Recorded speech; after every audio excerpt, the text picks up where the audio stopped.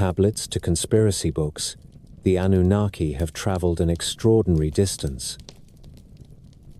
As always, I'd love to know where in the world are you listening from, and what time is it for you? Whether you're settling down for sleep or just curious about how myths can travel through time, I'm glad you're here. Now, let's begin.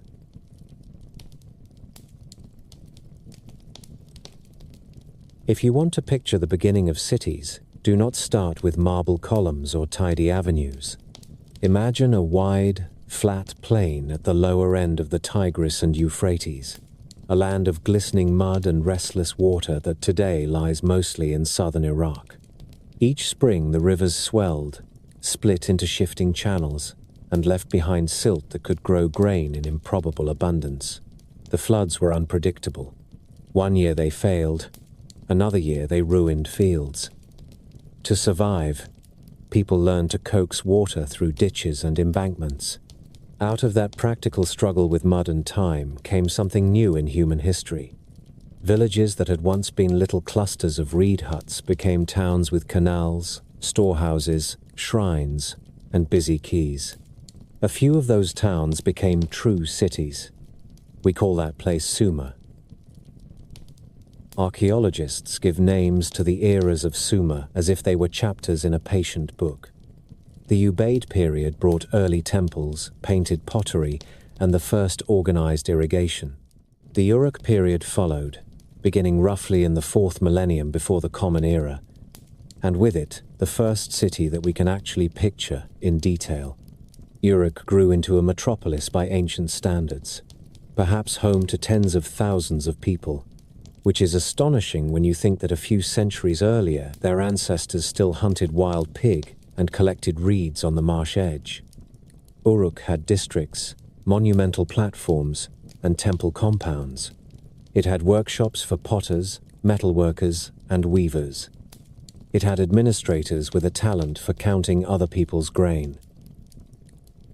Uruk's skyline, if you can call it that, rose in tiers of brick.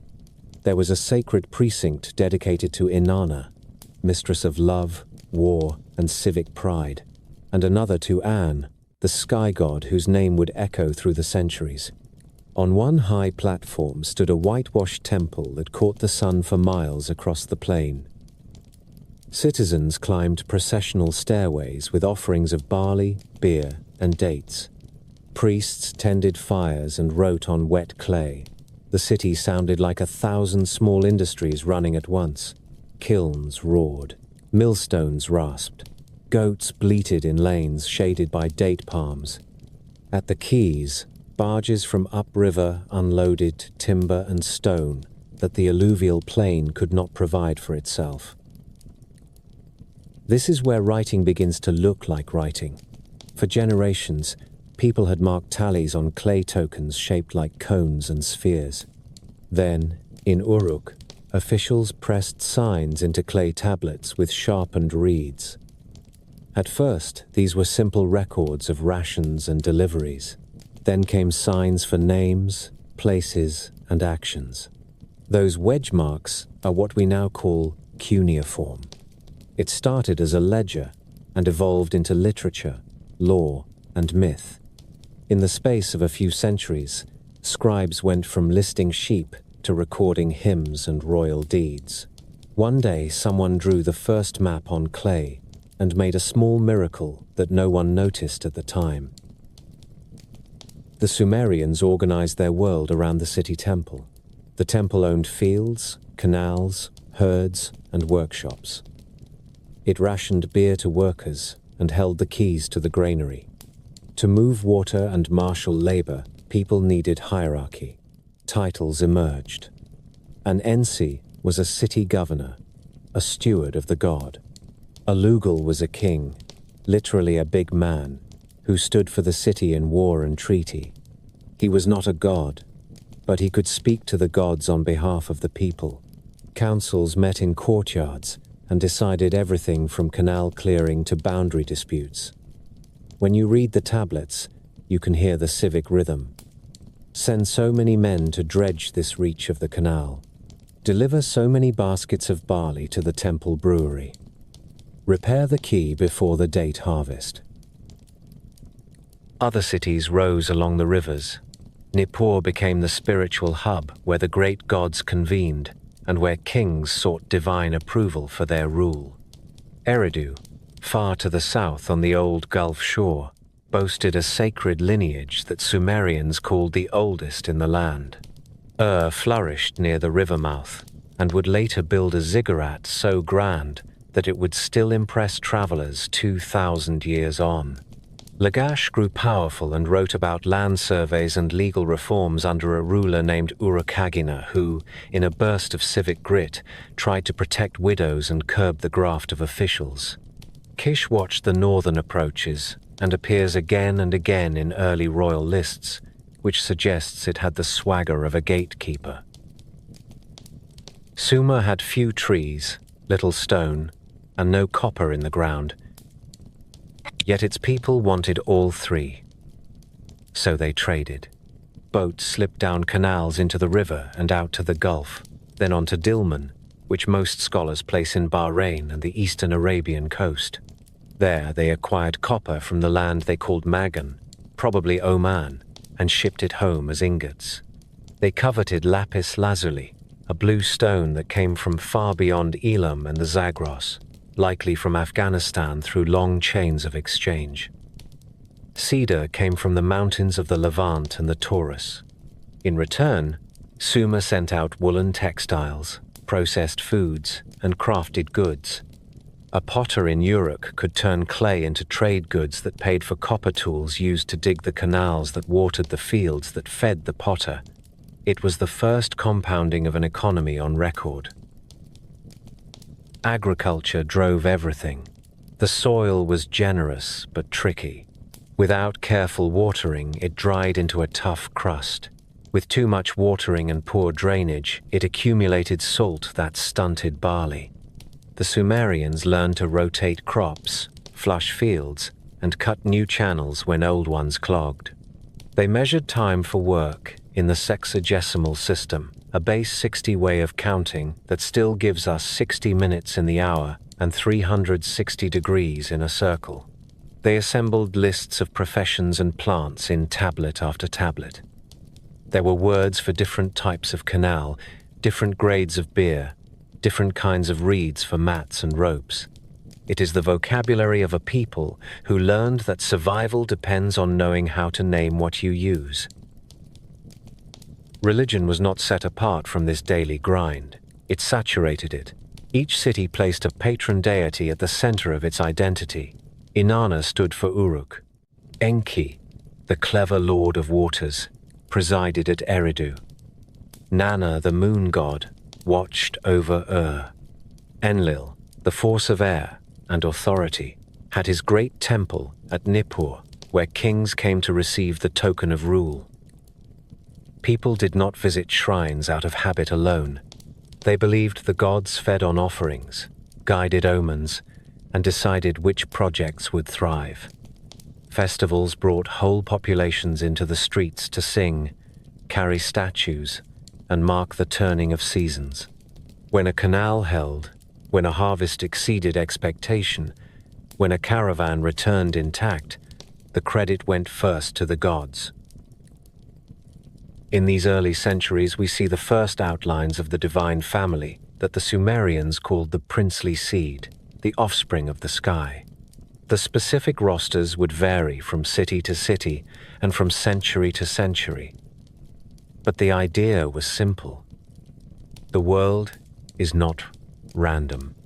It is organized under a council of powerful beings who assign roles to gods and tasks to humans. That council is what later texts will call the Anunnaki. At this stage, the name functions as a label for the high gods of the pantheon more than a fixed list. What matters is the sense of order. The temple administrators divided fields and water rights. The divine assembly, imagined on a grander plane, divided realms and destinies. Sumerian art captures this order with charming directness. Cylinder seals carved in fine detail show processions of worshippers, banquets, musicians, ploughmen, and officials receiving a rod and ring from a seated deity. Reliefs show horned crowns and flowing beards that mark divine status. The gods look like majestic versions of humans because the people who made them were trying to think with familiar forms. A god of the sun holds a saw-tooth symbol of justice because sunlight reveals what is hidden. A god of the river pours water from a jar because that is what rivers look like in a world made of clay and canals. Law and memory grew out of this complex life. The earliest surviving law codes from later in the tradition would appear at and elsewhere, but their spirit already shows in the administrative tablets of the Uruk and early dynastic periods. Contracts record loans repaid in barley. Oaths invoke deities to guarantee honest weights. Land transfers describe precise field edges with reference to canals and boundary stones. You can feel a society learning to trust the written word as much as the spoken one, which is a quiet revolution of its own. War was an unwanted but recurring part of the story. Cities quarreled over water and territory. Armies marched along canal banks. Troops pulled battle wagons with solid wooden wheels. Fortified walls rose around cities and sent their brick weight into the horizon. Victory steles recorded outcomes with blunt clarity. In one famous fragment from later centuries, a king of Lagash boasts of reclaiming a border ditch and erecting a stone that lists field distances with a surveyor's care. The concerns are mundane and yet foundational. Who controls the head of a canal controls the life of thousands.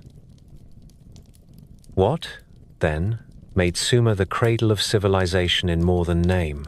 Cities and writing, yes, but also the idea that human effort and divine favor together could make a precarious land livable.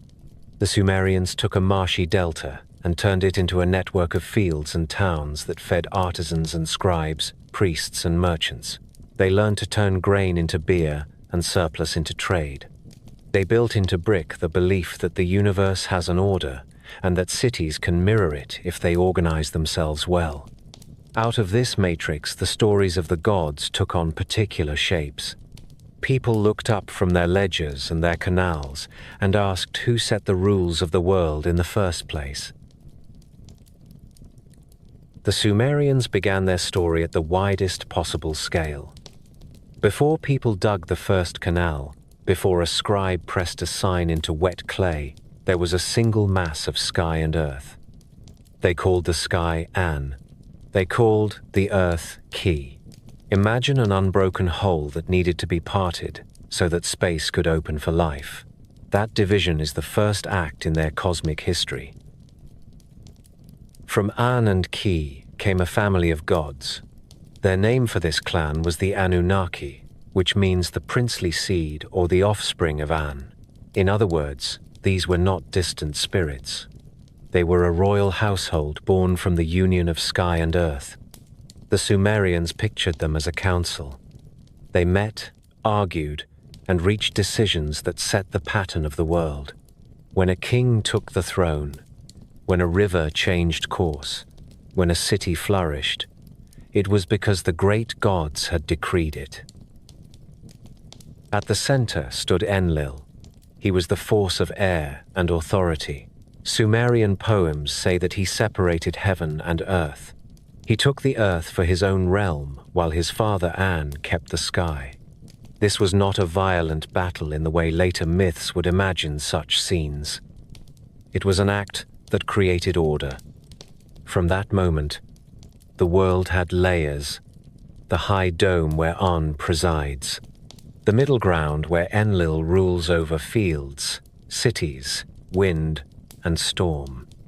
The deep waters beneath, which belong to a different power entirely. That power is Enki. In Akkadian texts, he is called Ea. He is lord of fresh water, wisdom, and craft. His home is Eridu, a city that Sumerians claimed as the oldest seat of worship. They imagined his temple standing near the edge of marsh and sea, where sweet water and salt water meet. Enki appears again and again as the god who solves problems. He shapes plans, assigns functions, and looks for clever ways to keep the system running when others have made a mess of it. Ninhursag belongs with them at the start. She is the great lady of the sacred mountain, a mother figure who presides over birth, growth, and the vitality of the land. In some traditions, she is the very key of the first generation seen under a personal name. In others, she is a distinct mother goddess who works with Enki when life needs a maker. When Sumerians speak of shaping humankind from clay, they often place Ninhursag at the side of the creator, steady and capable. Around these leading figures stand other children of the sky. Nanna, also called Sin in Akkadian, is the moon god whose shining bark crosses the night. His great temple rose at and its priests timed the months by his waxing and waning light. Utu, called Shamash later on, is the sun and the judge who sees all. His cult center at Sippar and Lhasa connected justice with daily light. Inanna, called Ishtar in later texts, embodies love, passion, and the sharp edges of war. Her temple district at Uruk was famous for wealth, song, and pageant. Each of these deities belongs to the High family. Each carries a domain that mirrors something essential in daily Sumerian life. If you look at how the stories work, you see a careful design. The divine family is both a map of nature and a model of government, and sits above as a figurehead who rarely acts. Enlil governs the middle world with force and decree. Enki advises and invents, easing conflicts with wit and craft. Ninhursag gives form and endurance. The younger gods execute tasks that match their natures. Utu brings justice because sunlight reveals and clarifies. Nanna marks time because the moon is a clock you can trust with your eyes. Inanna animates human bonds and human violence because both belong to the heat of life. The pantheon is not a list. It is a working chart. The word Anunnaki does not fix a single roster. In one composition you may see 7 named as the most senior. In another you meet a wider assembly called by the same title. What remains steady is the idea that these are the great gods, the high court that assigns destinies. When a text says the Anunnaki sat, it means that the great powers gathered and reached a binding decision. The Sumerians imagined this council at Nippur, Enlil's holy city, where kings came to seek tokens of legitimate rule. In ritual terms, a ruler became real when the cosmic bureaucracy said yes. Art supports this picture. The horned crown marks a god. The rod and ring in a divine hand mark the gift of measured authority. Cylinder seals show the seated deity conferring signs of rule on a human official who approaches with a clean hand and gaze averted. In these scenes, you can see the same social grammar that runs through temple accounts and boundary stones. The cosmos is orderly. Rank matters. Powers are delegated. Duties are assigned to fit the task and the season. Poems and hymns often list the me, a term that we can translate as the divine ordinances of culture and nature. They are the attributes and functions that make civilization run. Temple building, kingship, music, weaving, truth, victory, and even paradoxical things like strife are counted among the me. In one famous story, Enki gathers the me in his shrine at Eridu. Inanna travels there, and in a lively exchange obtains a set of them and carries them back to Uruk. The tale is playful, but the message is serious. Civilized life depends on a structured package of powers that the gods control and can distribute. This cosmic order also needs a place for judgment. The Sumerians considered fate to be a fixed thread once it was spoken by the council. Enlil is often called the one who decrees destinies. In other texts, the whole assembly of the Anunnaki is said to have spoken the outcomes of ages and kings. That is how a mythic universe maintains stability, not through constant miracles, but through a shared understanding among the highest beings about how things are supposed to go. Geography anchors the theology. Nippur is the seat of Enlil and the stage for high decisions. Eridu holds Enki's sweet waters and becomes the source of crafts and wisdom. Keeps the time of the moon and turns that time into calendars and festivals. Uruk celebrates Inanna and ties beauty and might to civic life. Sippar and Lhasa shine for Utu and link sunlight to law. When you map these cities, you are mapping the body of the pantheon across the plain. One striking detail is how human the gods can seem without losing grandeur. They eat offerings, they wear robes and jewelry, they ride in processions, they take offense and reconcile.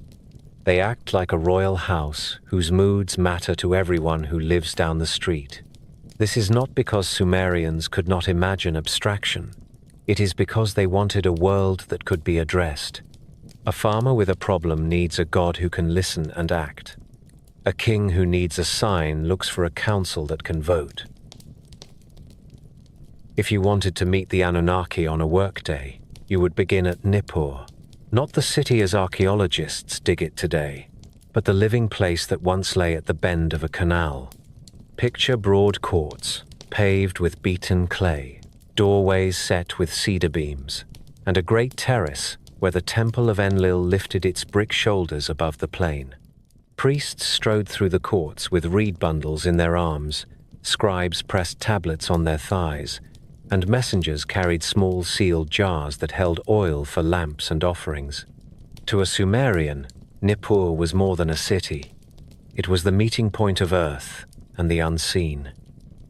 It was where the great gods gathered to decide how the year would go. The Anunnaki operated like a council. They did not rule by accident or whim. They sat in assembly and issued decrees. The word that appears in so many texts is destiny. Once spoken by the council, a destiny was fixed. A king who held his throne with ease was a man who had been approved in that court. A king who struggled had missed a vote he needed. If a river cut a new channel and spared a district from flood, people said the Anunnaki had decided it would be so. When trouble arrived, the complaint went upward by prayer and offering in the hope that the council would reconsider. Sumerians loved lists, and this taste for order shows up in their theology. Poets speak of the me, the divine ordinances that make civilization possible. These are the building blocks of culture. Music belongs on the list. So do weaving, bricklaying, fair judgment, and kingship. The Anunnaki hold these powers. They can bestow them, withdraw them, or pass them from one city to another. In the myth that scholars call Enki and the world order, Enki tours the lands and assigns oversight to different gods. Grain and cattle receive their keepers. Rivers receive their guardians. Marshes, mountains, and sea coasts are given to deities who suit them. It is a tidy picture because the Sumerians believed that a tidy cosmos was a livable one. When a new ruler took office, he did not merely seize a chair. He came to Nippur for recognition. The ritual language says that Enlil fixed the king's fate. In practice, that meant the priesthood accepted him, processions were held, and oaths were sworn in the names of the great gods. Seals from this world show a seated deity handing a rod and ring to a human figure. The scene is not random art. It is an explanation in miniature. Authority is a measured thing.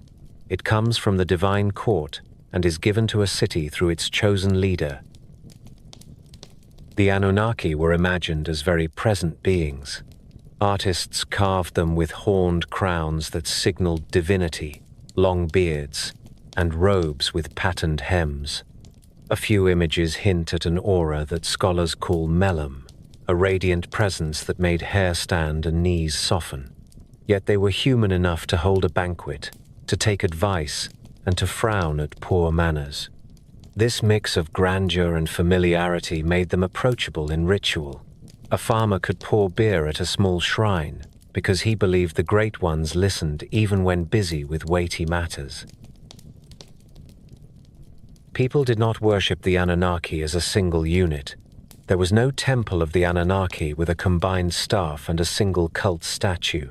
Devotion focused on individual gods: Enlil at Nippur, Inanna at Uruk, Enki at Eridu, Nana at Utu at Sippar and Lhasa. Each city served its patron with festivals, food offerings, and music. Yet the group name mattered. In oaths, scribes sometimes invoked the Anunnaki to witness a boundary or a treaty. It was a way of calling the whole court as notaries. If you broke the oath, you did not merely offend one god. You insulted the senior board. Divination grew out of this belief that decisions were made above. If the council set the line of events, people wanted a way to read that line before it reached them. Mesopotamians developed a craft for this. Priests poured oil on water and studied the shapes made by the film. They watched the stars and drew up long lists that connected signs in the sky with events on Earth. They studied the livers of sacrificial sheep and read the marks on the surface like a message. These were not party tricks. They were serious efforts to ask, has the court already spoken?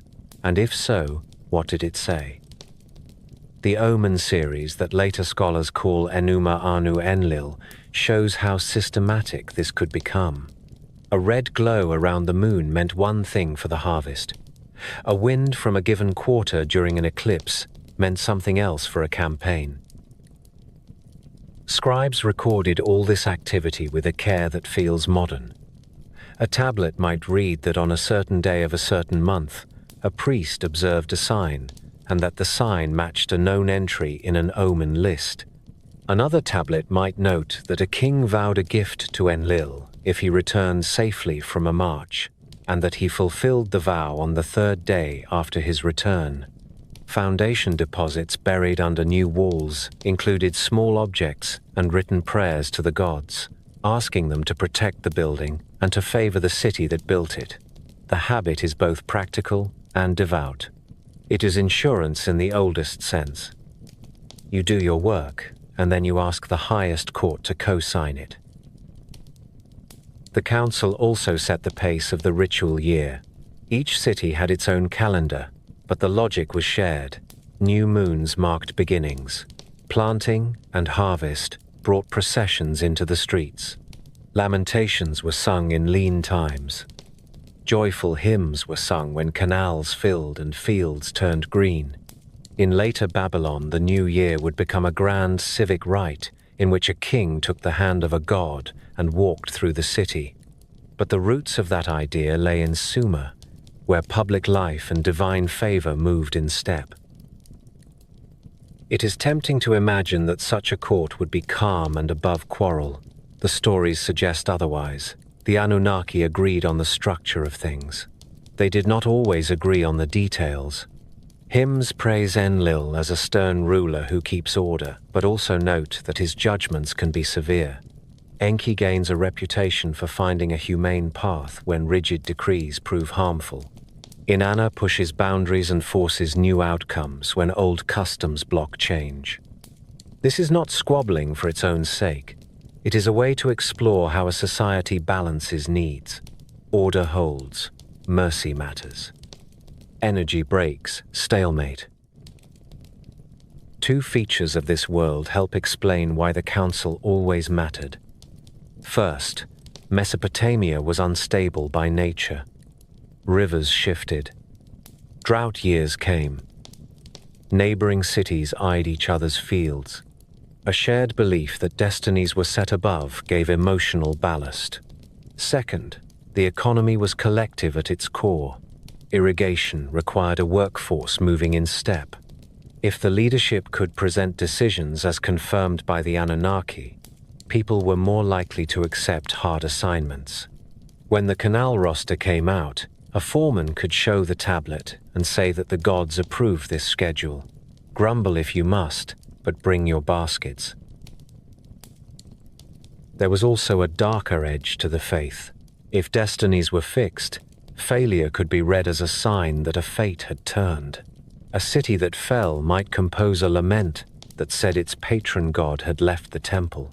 Priests would carry the statue away in ritual and sing for its return. These poems are moving to read even now.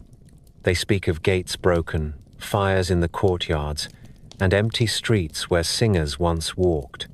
The cure for such grief was always the same: rebuild the walls, re-roof the halls, make offerings, invite the council to bless the work, wait for the verdict to change. By the time we reach the later part of the second millennium, the idea of a formal object called the Tablet of Destinies appears in myth. In one story, a proud being steals it from the house of Enlil, and chaos follows until the tablet is recovered. The tale enlarges a simple idea. If you remove the authority that fixes outcomes, the world shakes. Return the authority to its place, and order resumes. The picture that emerges is clear. The Anunnaki are not flashes of storm and fire. They are the architecture behind events. Their court gives shape to a year, a reign, a harvest, and a war. Their signs are written in the sky and in the liver of a sheep, in the successful launch of a barge and in the safe return of a caravan. Their images wear horns because rank should be obvious. Their gifts are measured because power without measure is not power at all. And all of this was as real to a Sumerian as the feel of wet clay and the sound of a millstone. The Sumerians did not leave their gods sitting on high thrones without errands. They set them to work, and then they told stories about how that work was done. If you walk the shelves of their tablets, you find a busy calendar of divine tasks that explains why the world looks the way it does. The point was never to dazzle. The point was to make sense of rivers, fields, kingship, justice, and the sometimes baffling turns of fortune. A good place to begin is a composition scholars call Enki and the World Order. It reads like a tour and a briefing combined. Enki sets out from his home at Eridu and assigns responsibilities as he goes. He gives the marshes their keepers and their reeds. He appoints guardians for the Tigris and the Euphrates. He names deities who will mind grain, cattle, carpentry, metalwork, and weaving. Mountains get their overseers. Seacoasts receive theirs. The story is very Sumerian in spirit. It treats the cosmos almost as an irrigation system that needs competent foremen. Enki acts like a chief engineer with a talent for matching roles to talents. If you grew up in a land where the wrong canal gauge could ruin a year, you would find this comforting. The idea that culture itself is a set of powers entrusted to cities appears again in the tale of the Me. These are the divine ordinances that make civilized life possible. They include music, writing, kingship, truth, skilled trades, and the practical and awkward things that life requires, even rivalry and conflict. In one lively episode, Inanna goes to Enki at Eridu and persuades him to pour the Me into a boat. She sails for Uruk with the cargo, while Enki wakes, realizes what has happened, and sends creatures to stop her. They fail. Inanna arrives at Uruk with the gifts, and the city blooms with new arts and institutions. It is an origin story that avoids thunder in favor of logistics. A goddess brings home the toolkit of culture. Her people get to work. Kingship itself needed a mythic stamp of approval. The Sumerian king list is a sober little text that provides it. It claims that kingship descended from heaven. It then marches through a sequence of cities and rulers to show how that gift moved over time. Before the flood, it rests in Eridu, then Bad Tibira, then Larak, then Sippar, then Shuruppak. After the flood, it reappears at Kish. The list is not accurate history by modern standards, but it shows how people understood political change. When a city rose, it was because the council of the great gods had handed it the office. When a city fell, the office moved on. The Anunnaki do not appear in person in the king list, yet their hand is everywhere in its logic. Order comes from above. Authority is borrowed, never owned. In long narrative poetry, the Anunnaki appear at the edges of crucial scenes, and their presence carries weight. The best-known example lies inside the Epic of Gilgamesh. There, an old survivor tells of a flood that drowned the world. It was not a random storm. It was a decision. The great gods had agreed to silence humankind, whose noise had grown unbearable. The flood comes. The chosen man survives by building a boat on a warning from a friendly god. When the waters sink, he offers a sacrifice. The text says that the gods gather like flies around the smoke because they have gone hungry without human offerings. The line is vivid and slightly sardonic, and it tells you how Sumerians thought about the bond between heaven and earth. People feed the gods with festivals and altars. The gods keep the world in working order, break the arrangement, and both sides suffer. Justice also has a divine procedure. Utu, whom Akkadian speakers call Shamash, is the sun and the judge. He hears petitions and travels the sky to see what people do when they think no one is looking. In art, he carries a saw-toothed symbol and steps through the horizon gates at morning as if stepping into a court.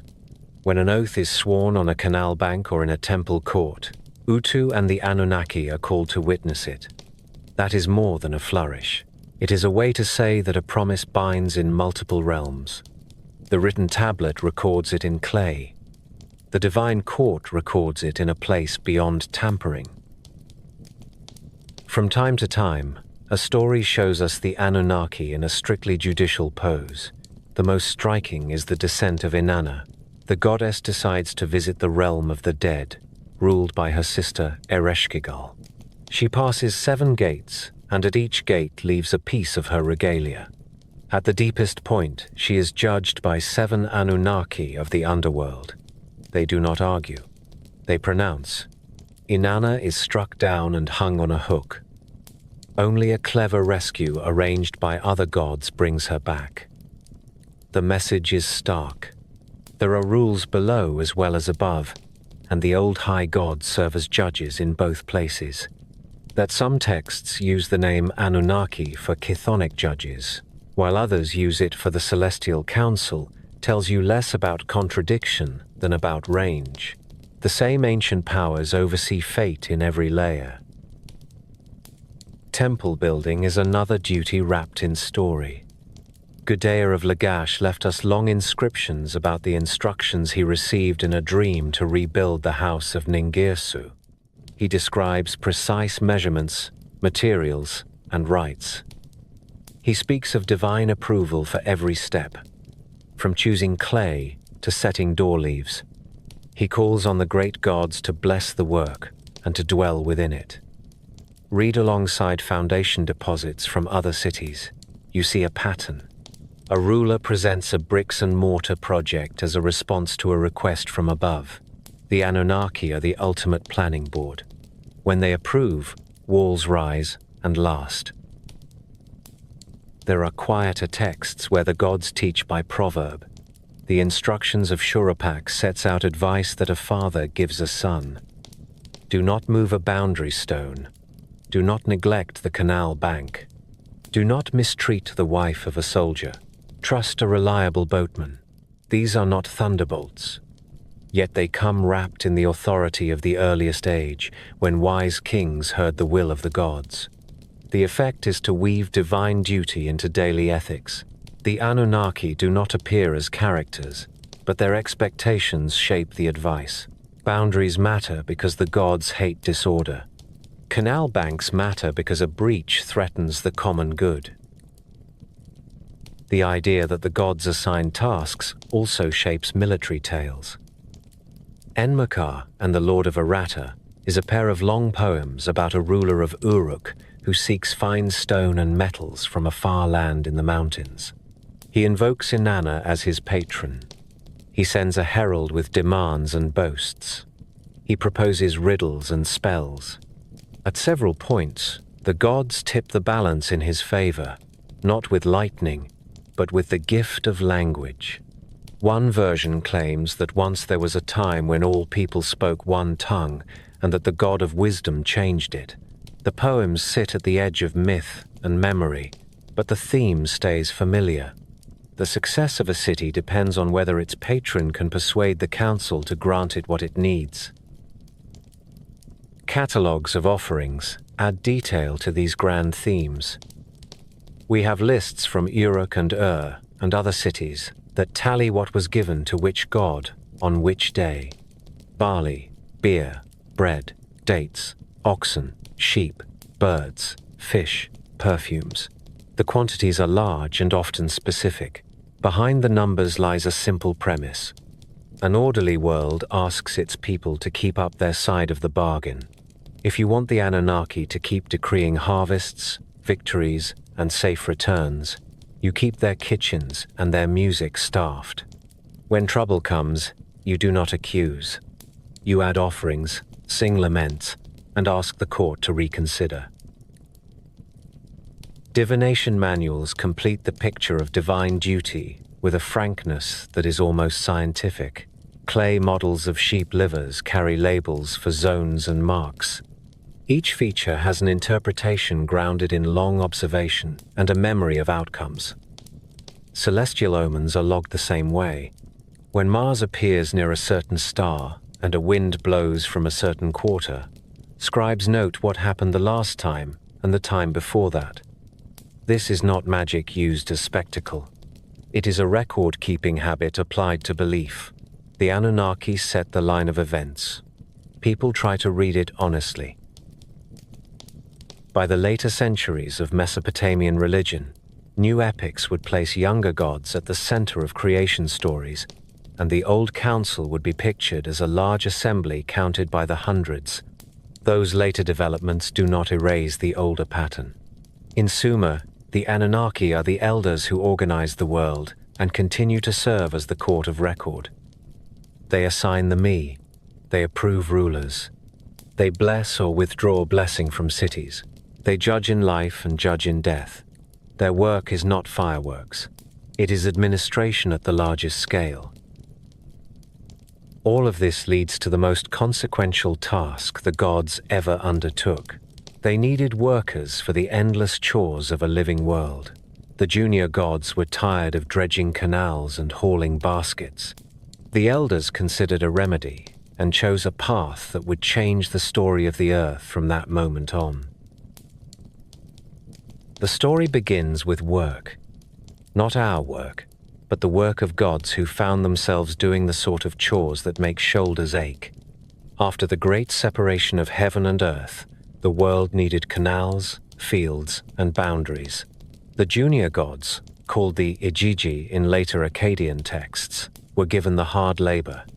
They dug channels through wet clay, raised levees, and cut brick by brick the foundations of temples. For a long time they endured. Some versions say 40 years, others say longer, and the number matters less than the feeling. Time passed in the rhythm of baskets filled and carried. Songs kept pace. Shoulders burned. The revolt arrives like a gust out of a hot night. In the old Babylonian poem that scholars call Atrahasis, the worker gods can carry no more. They march as a group to the house of Enlil at Nippur. They do not knock. They surround the gates and throw down their tools, which is an image that would have made any Mesopotamian nod in recognition. A strike is a strike whether you are divine or human. Nusku, Enlil's vizier, brings word to his master that the canal crews are in open defiance. Enlil is furious. He calls for punishment. Then the senior gods think again. Breaking your own workforce has consequences. Enki, also called Ea, offers a plan that is at once practical and deeply imaginative. He proposes the making of a new creature to take up the hard tasks. This will not be a beast of burden, but a being that can understand, command, accept ration, and keep time. A being who can stand before a shrine with steady hands. To do this, Enki says, you must mix clay from the life-bearing ground with something that carries divine purpose. The council agrees. A single god from among the rebels will be selected, not as a scapegoat alone, but as a source of living essence. In different tablets, the name varies.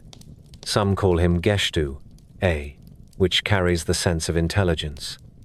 Others use Ilawela. The idea is the same. A god whose mind is a store of knowledge will provide the blood that turns clay into a creature who can learn. The scene in the workshop feels vivid even on a broken tablet. Nintu, also known as Ninhursag or Mami, takes the lead as birth goddess.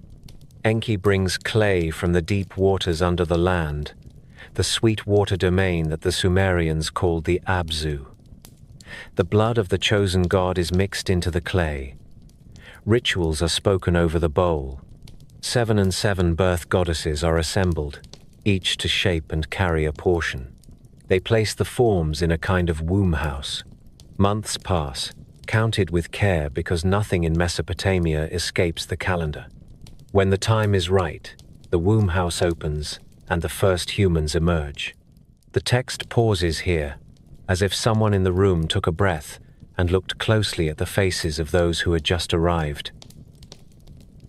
These new beings, called people without fanfare, are immediately given assignments.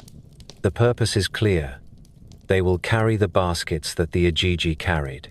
They will dredge the canals. They will tend the temple fields, grind grain, brew beer, bake bread, and raise walls. They will maintain the inner order of the temple courts with brooms drawn from reed beds. In return, they will receive rations, clothing, and protection. The gods will be relieved of a burden that was never theirs to bear for long. Humans will now stand between earth and heaven as a working link. The poem does not stop with a single act of creation. It imagines a system. Humans multiply, and with growth come new problems. Rations need to be tallied. Labor needs to be organized. The first records of human life in the tablets echo the promise in the myth. We see corvée, rosters that send men to dig canals by the week. We see lists of barley assigned to workers.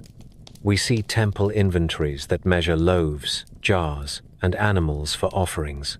The new creature has stepped fully into the complex that Sumer had built. Clay tablets track clay bodies at work. Enki's role throughout is not that of a distant maker, but of a patron who wants the design to hold.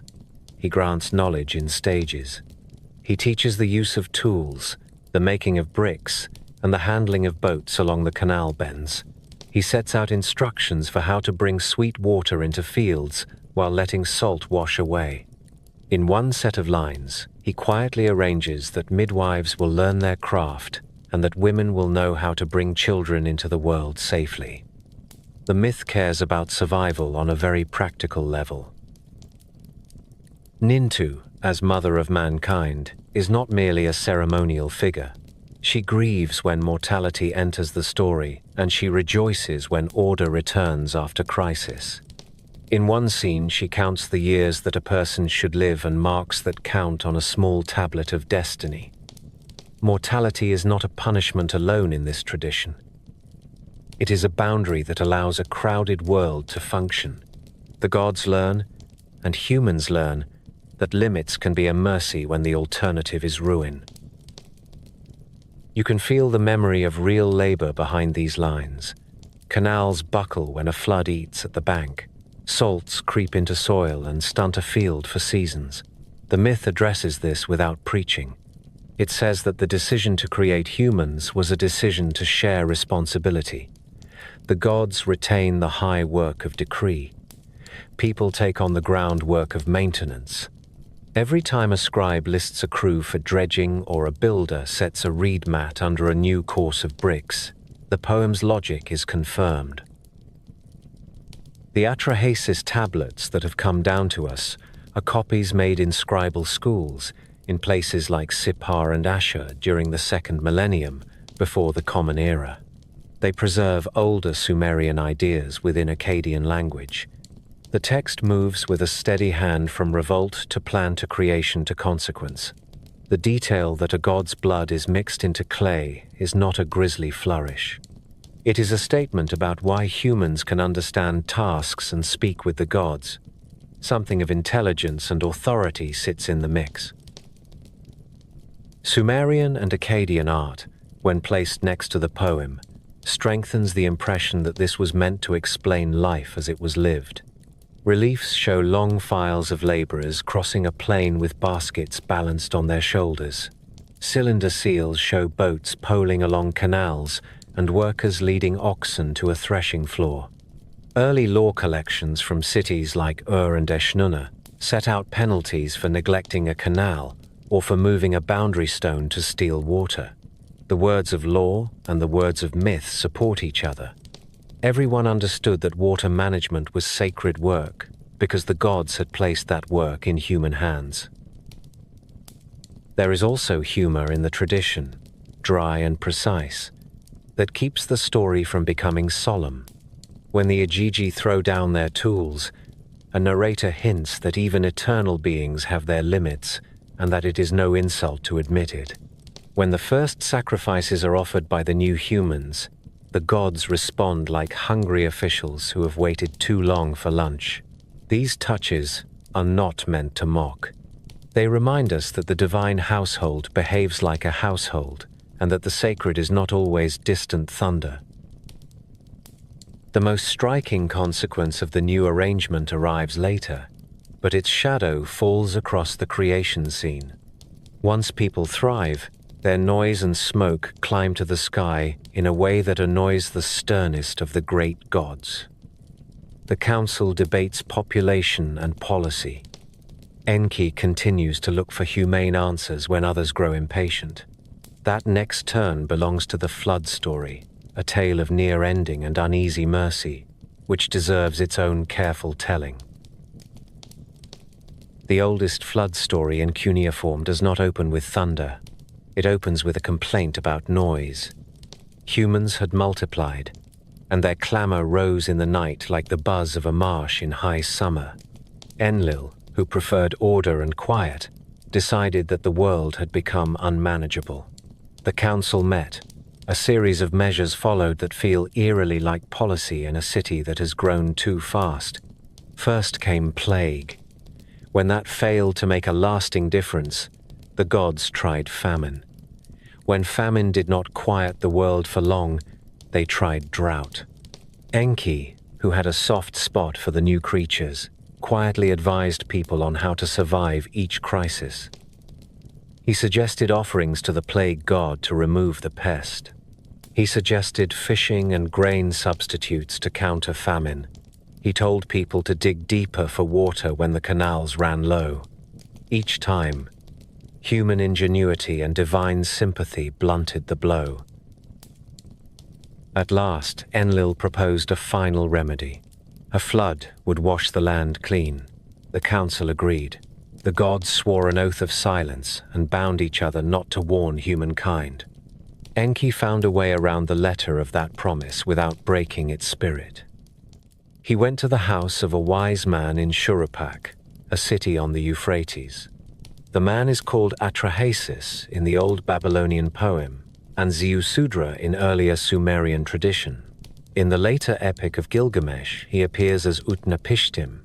Enki spoke to the wall of the man's reed house as if it were an oracle. Reed wall, listen. The wall had ears. The man listened through the wall and learned what he must do. The instructions are practical, down to the choice of materials. Tear down the house and build a boat. Abandon property and save life. Put aboard the seed of all living things. Smear the seams with bitumen so they hold. Bitumen was plentiful in Mesopotamia. It bubbled from the ground near the lower rivers and was used for caulking boats and setting bricks. A riverboat could be made of wood and reeds, but without bitumen it would leak like a sieve. The hero gathered carpenters, rope makers, reed cutters, and pitch burners. He paid them well. He told the elders that the work was for the favor of the god. He loaded animals, craftsmen, and family. He took silver and gold, and every skill he could store in a hold, because after a flood you need more than food.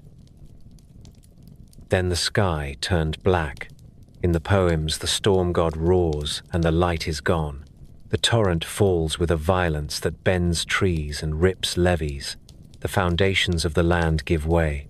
In one version, the storm lasts 6 days and 7 nights. In another, the count is different, but the effect is the same. The world becomes one broad sea. People cling to rooftops that have become rafts and then disappear. The boat rides it out, pitching like a reed basket on a boiling pool. There is a moment in the story that tells you how the Mesopotamians imagined their gods.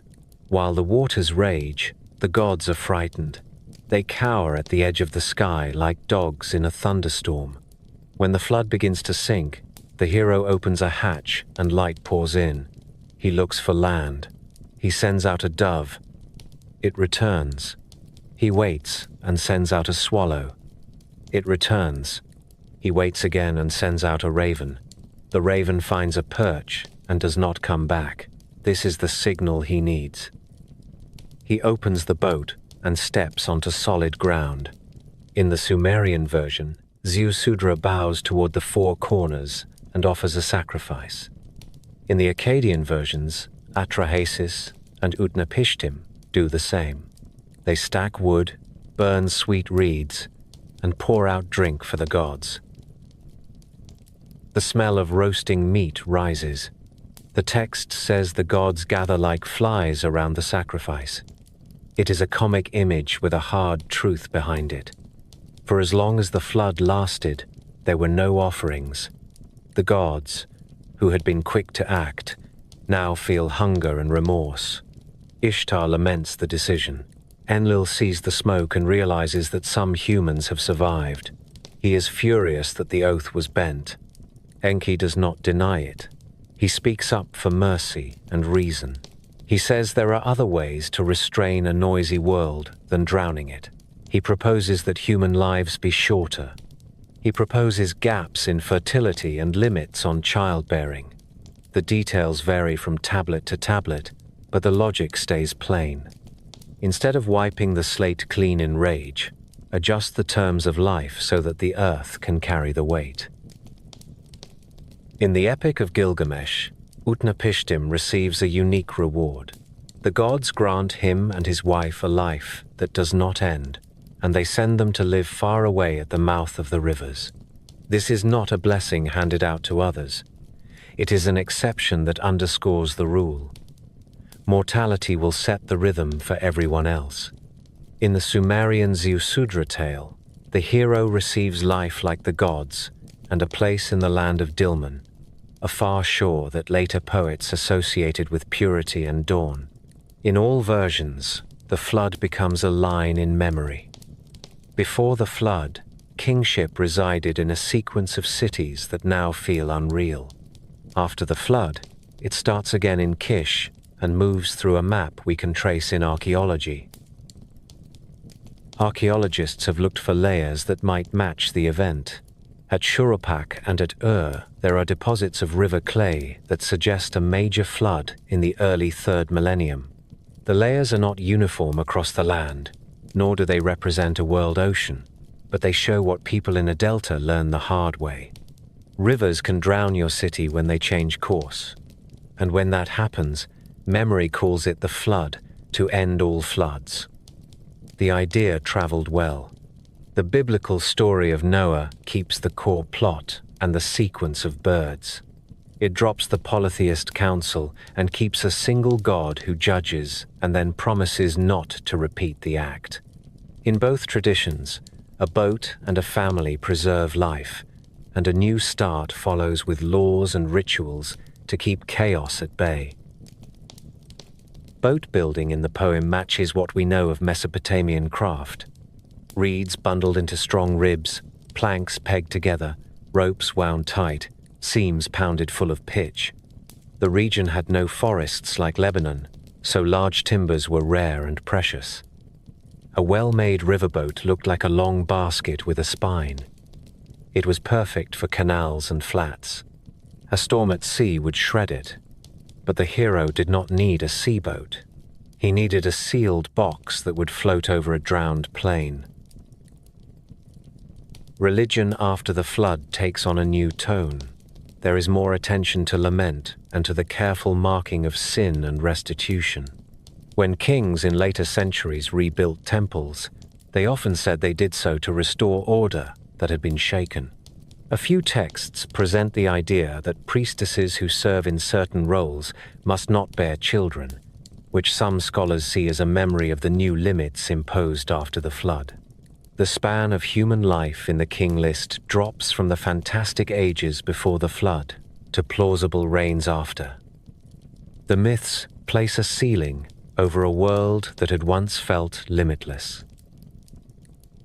The flood story also changes how you hear the earlier creation scene. Humans were made to carry burdens that gods no longer wished to bear. The flood is the mid-course correction when the system strains. Both stories speak to a society that knew the cost of irrigation and the danger of crowding on a narrow strip of arable land. In a plain where a broken levee could force a city to move, you would tell your children that large decisions have consequences, and you would teach them to keep their canals clear and their rituals regular. There is kindness in the tale even with all the ruin. Enki searches for a way to save a remnant. He instructs without grandstanding. He honors skill. The hero follows instructions, pays his workers, and loads not only animals and food but tools, seeds, and craft. When the waters recede, the world restarts with a full kit. That is a Mesopotamian kind of hope. It is not a promise that nothing will go wrong. It is a promise that if you plan, if you keep your accounts, and if you honor the powers above, you can rebuild even after catastrophe. In the end, the flood becomes a hinge.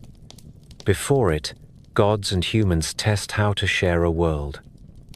After it, they live with rules that both sides accept. People bring offerings with a sober understanding of why they do it. Gods accept offerings with a memory of hunger that makes them patient. Kings claim their crowns as a loan that can be revoked. Scribes record the years as a careful ledger of favor and fault. The river still rises each spring. The levees hold because thousands of hands keep them sound. Civilizations do not turn pages with a single gesture.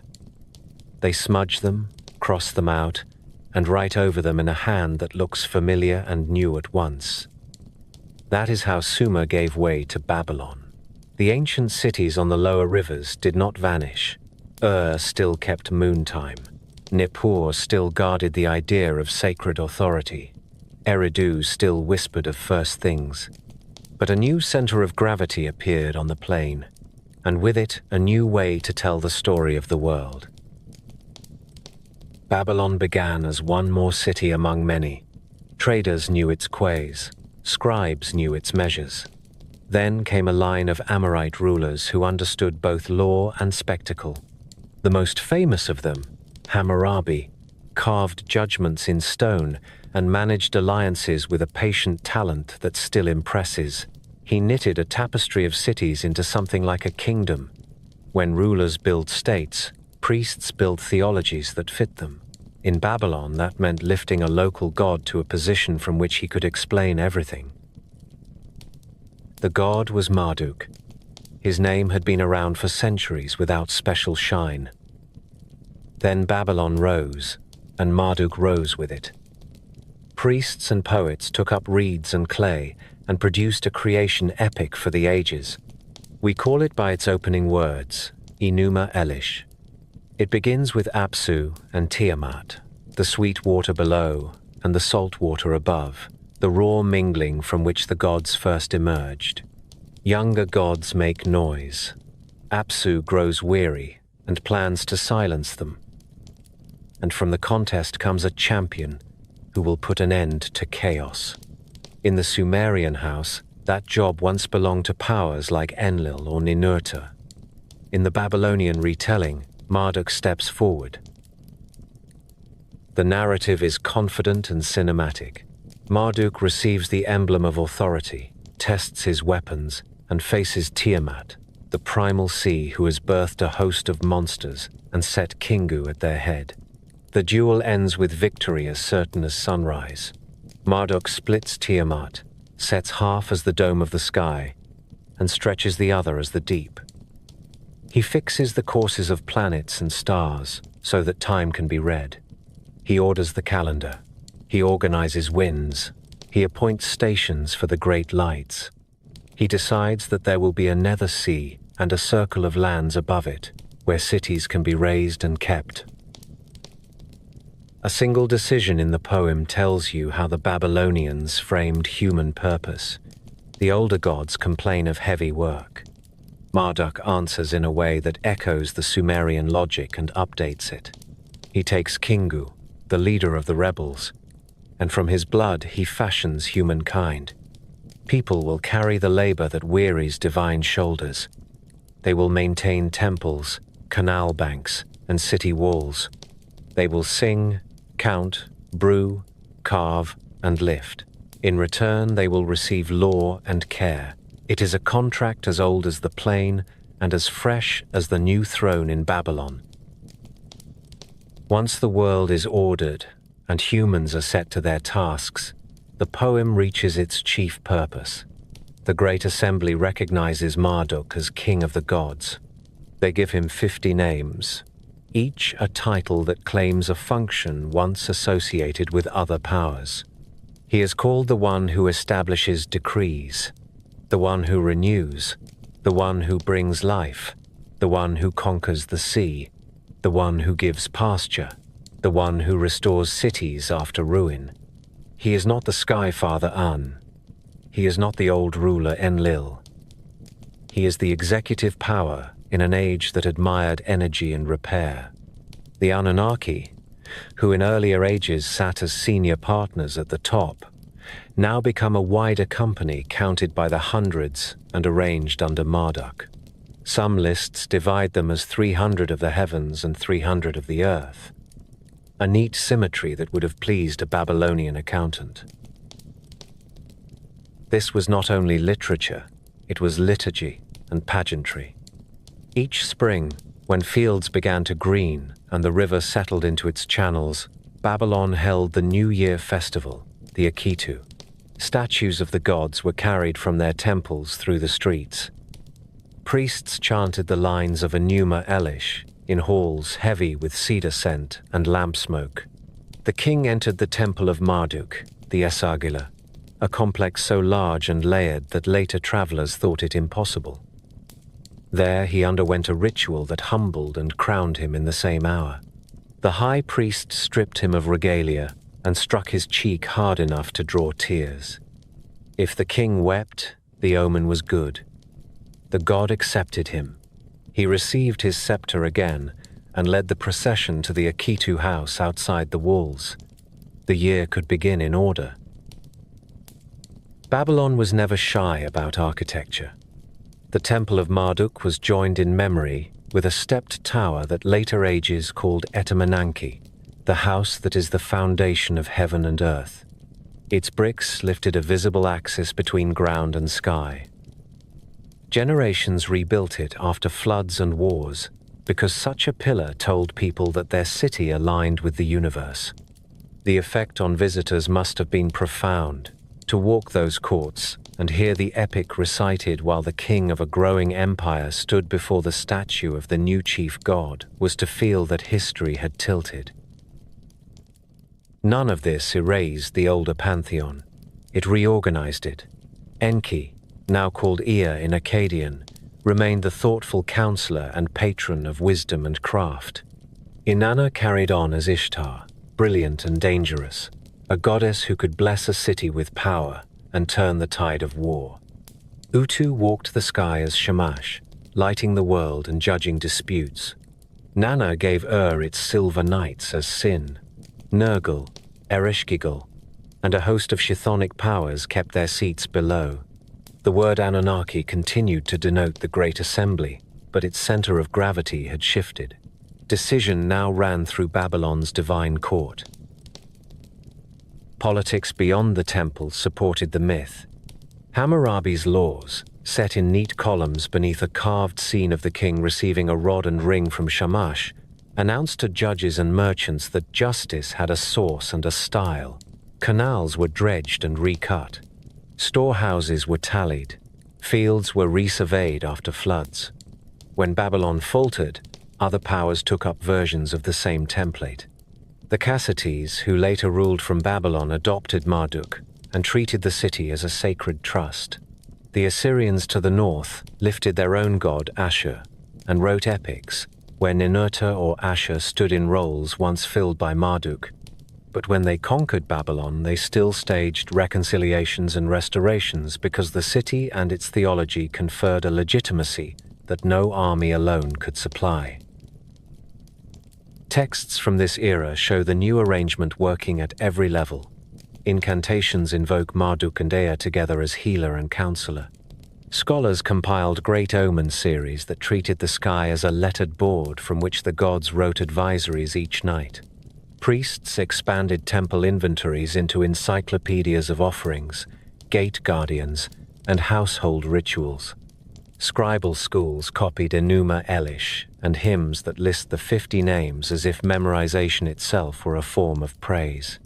When kings rebuilt walls after a siege, they buried foundation deposits that named Marduk as the one who allowed brick and timber to meet again. The Tablet of Destinies, a symbol of fixed authority that had flickered through earlier myth, appears with new clarity. In Assyrian and Babylonian versions of the old battles, victory returns the tablet to its rightful owner, without which no command holds. The lesson is clear.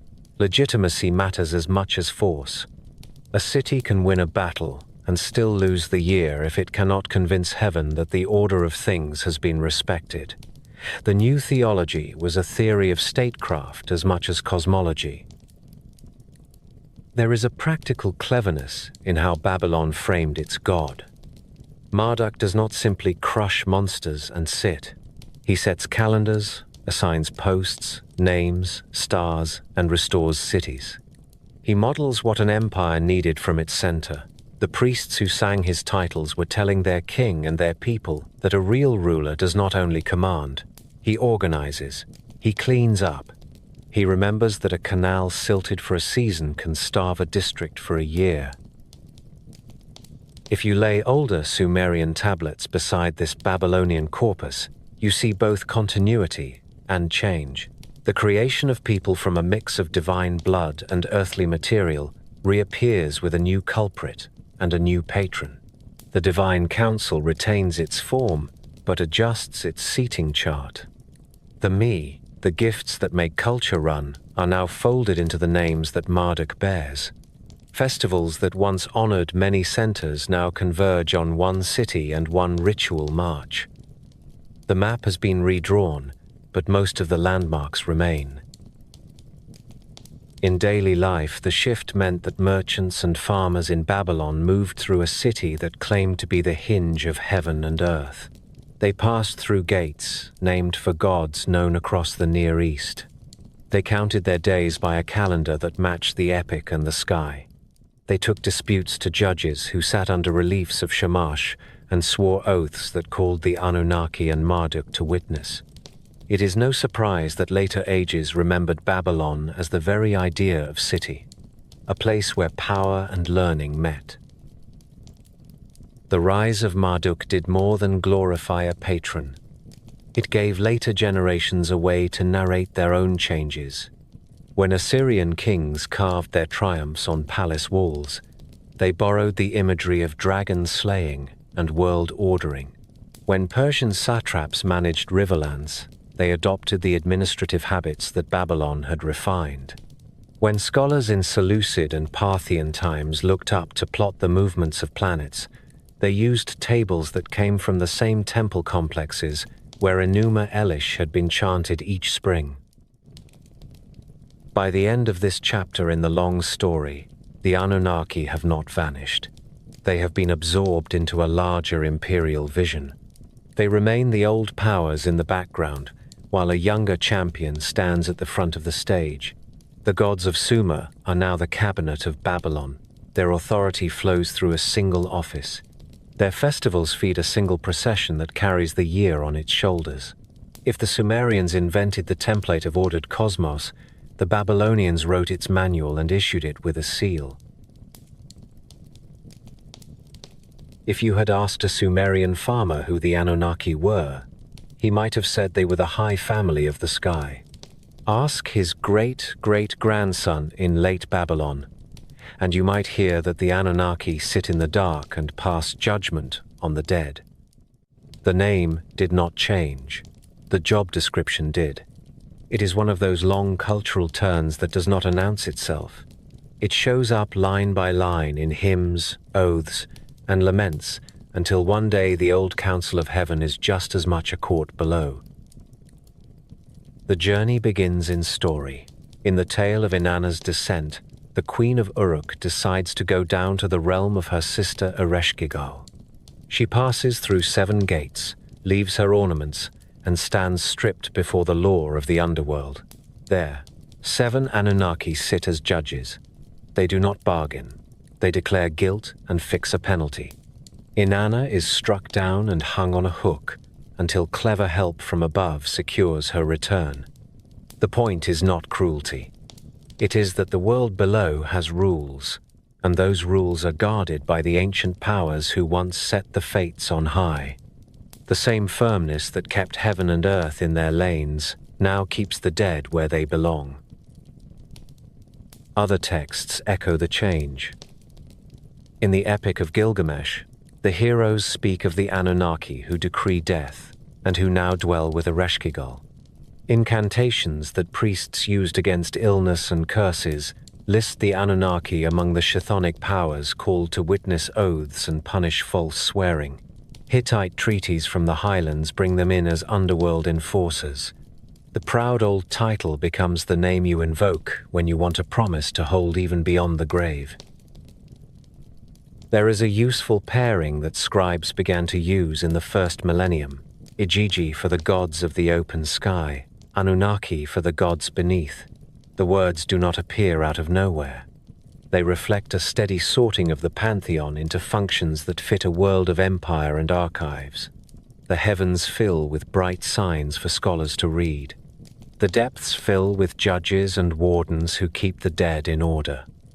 The arrangement is neat, which was always dear to Mesopotamian hearts.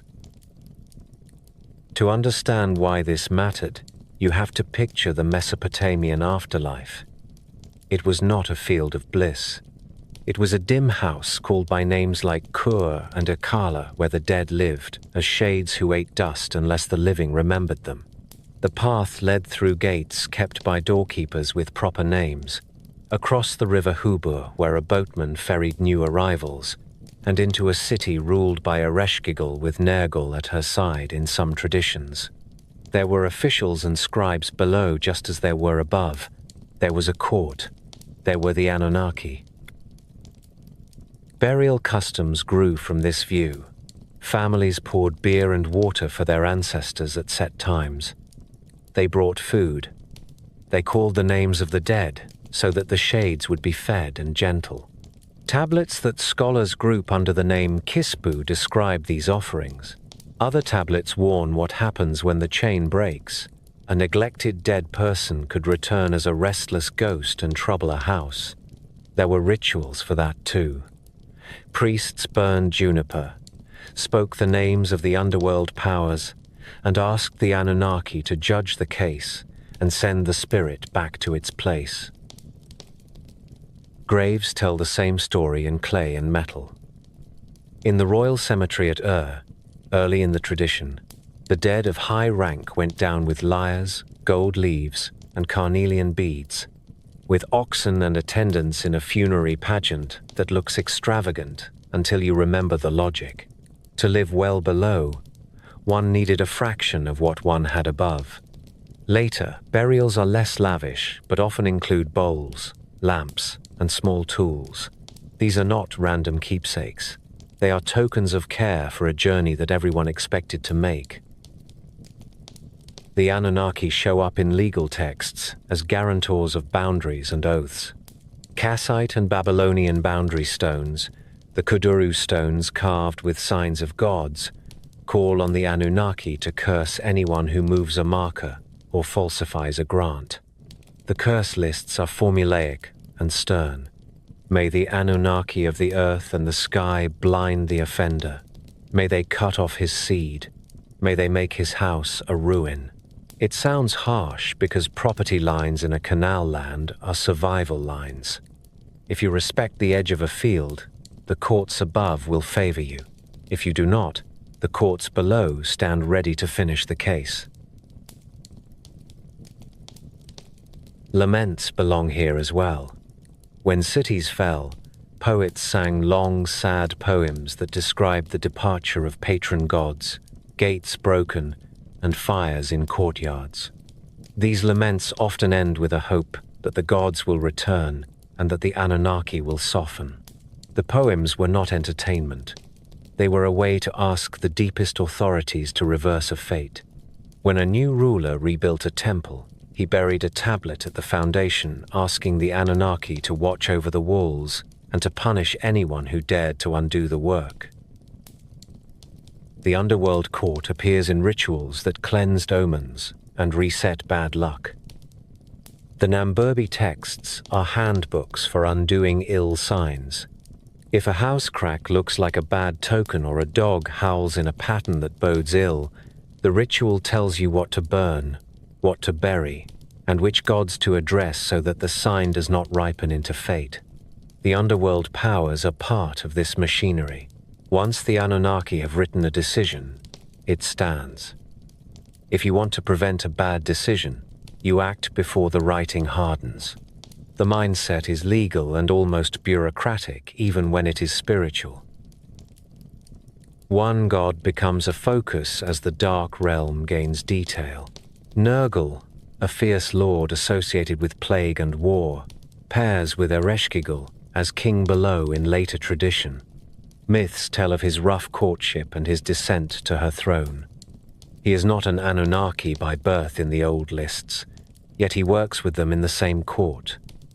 It is a reminder that titles shifted as duties grew.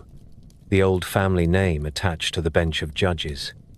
New officials took chairs beside them as the stories of empire demanded a full staff. The seven shows up again and again. 7 gates, 7 judges, 7 decrees. The number had symbolic weight across Mesopotamia. It organized lists and festivals. It also gave structure to dread. To pass 7 checkpoints is to pass a complete test. To face 7 judges is to face the full court. In spells and hymns, naming the 7 Anunnaki of the underworld was a way to say that you had consulted every authority that mattered. By the late 1st millennium, scribes loved to catalogue. Scholarly tablets list the names and epithets of underworld beings with a neatness that almost hides the fear behind the writing. There are demons who guard thresholds, storm spirits who hunt the wicked, and recorded names for judges who hear suits brought by the dead. The Anunnaki are listed among these with their old gravitas intact.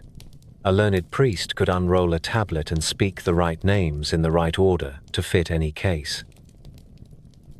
This turn from heaven to below never erased the older memory. In hymns to Enlil you still hear that he sets fates on high. In prayers to Shamash you still find appeals to justice in daylight. The difference is that a complete world needed guardians everywhere. The Anunnaki as underworld judges filled that need. If an oath was broken in the open, the sun would see it. If guilt hid and the wrong died, the court below would see it.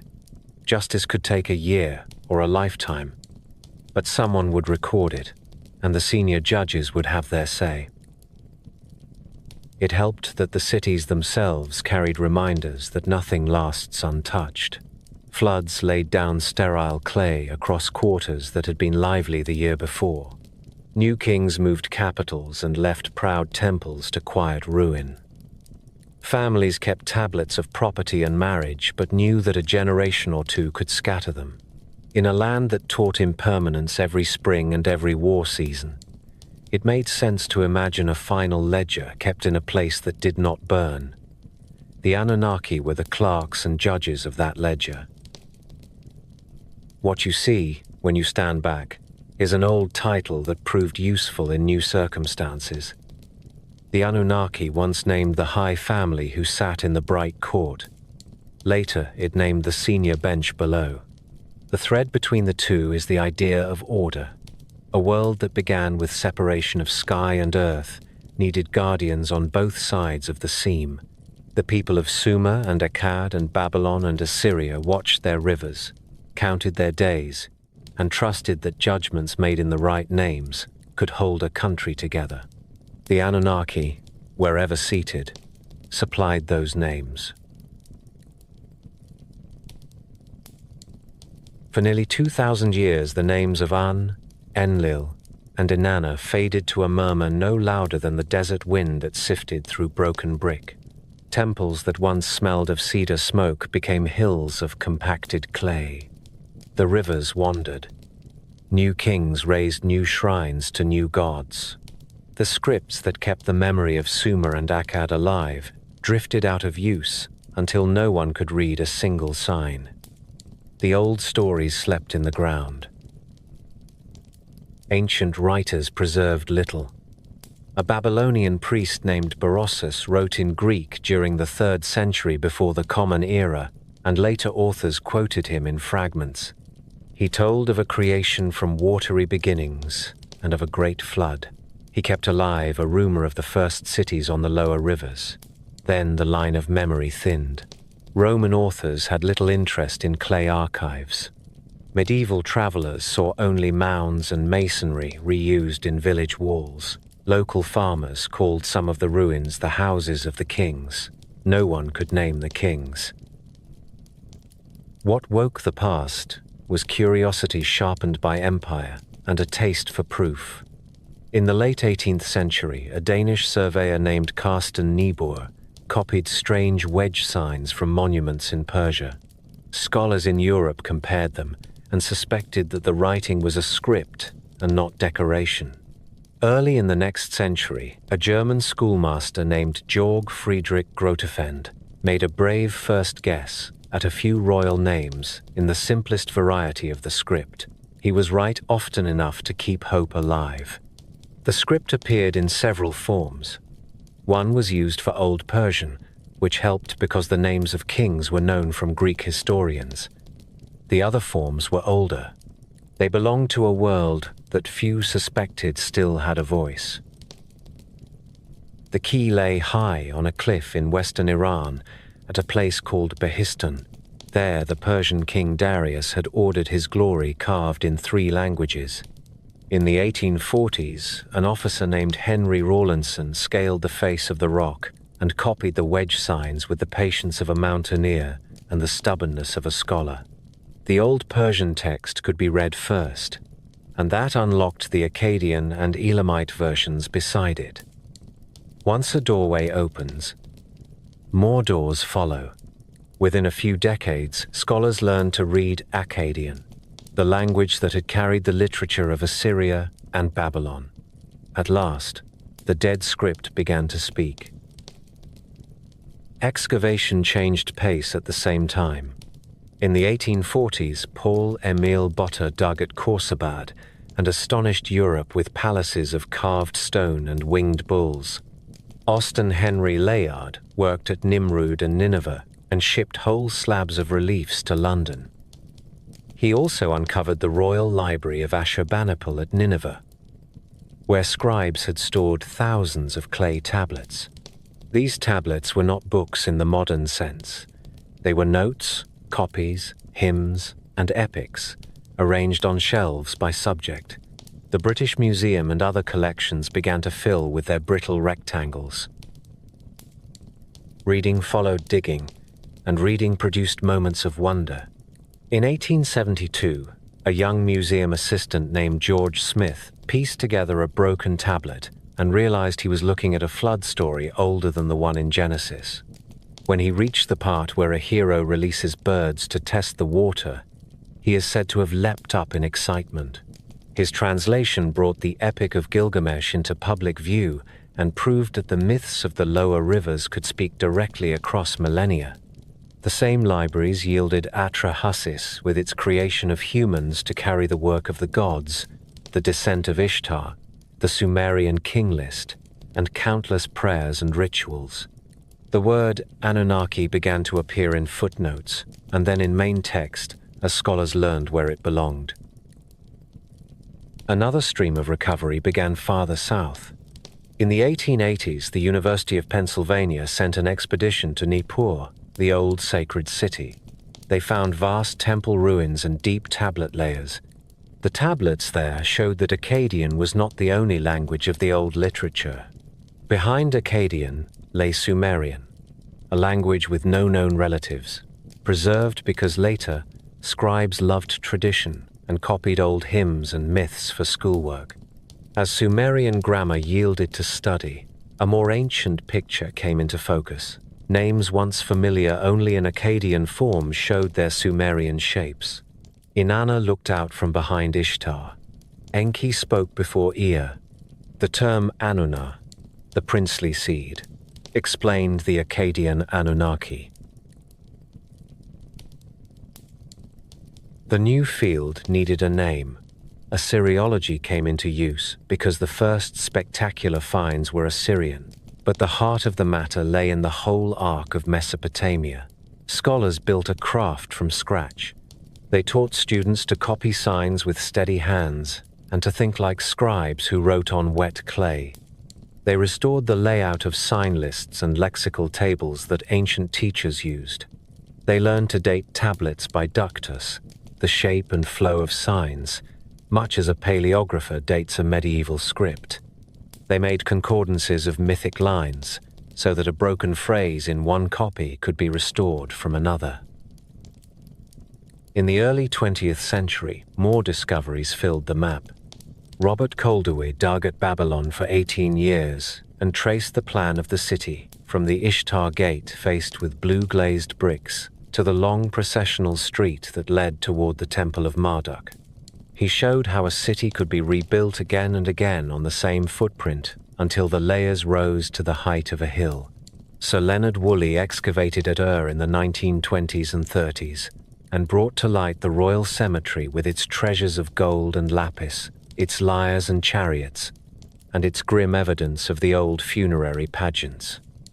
He also cut trenches across the site and found a band of clean river clay that suggested a major flood in the 3rd millennium. His team carried out careful recording and set a standard for work in the region.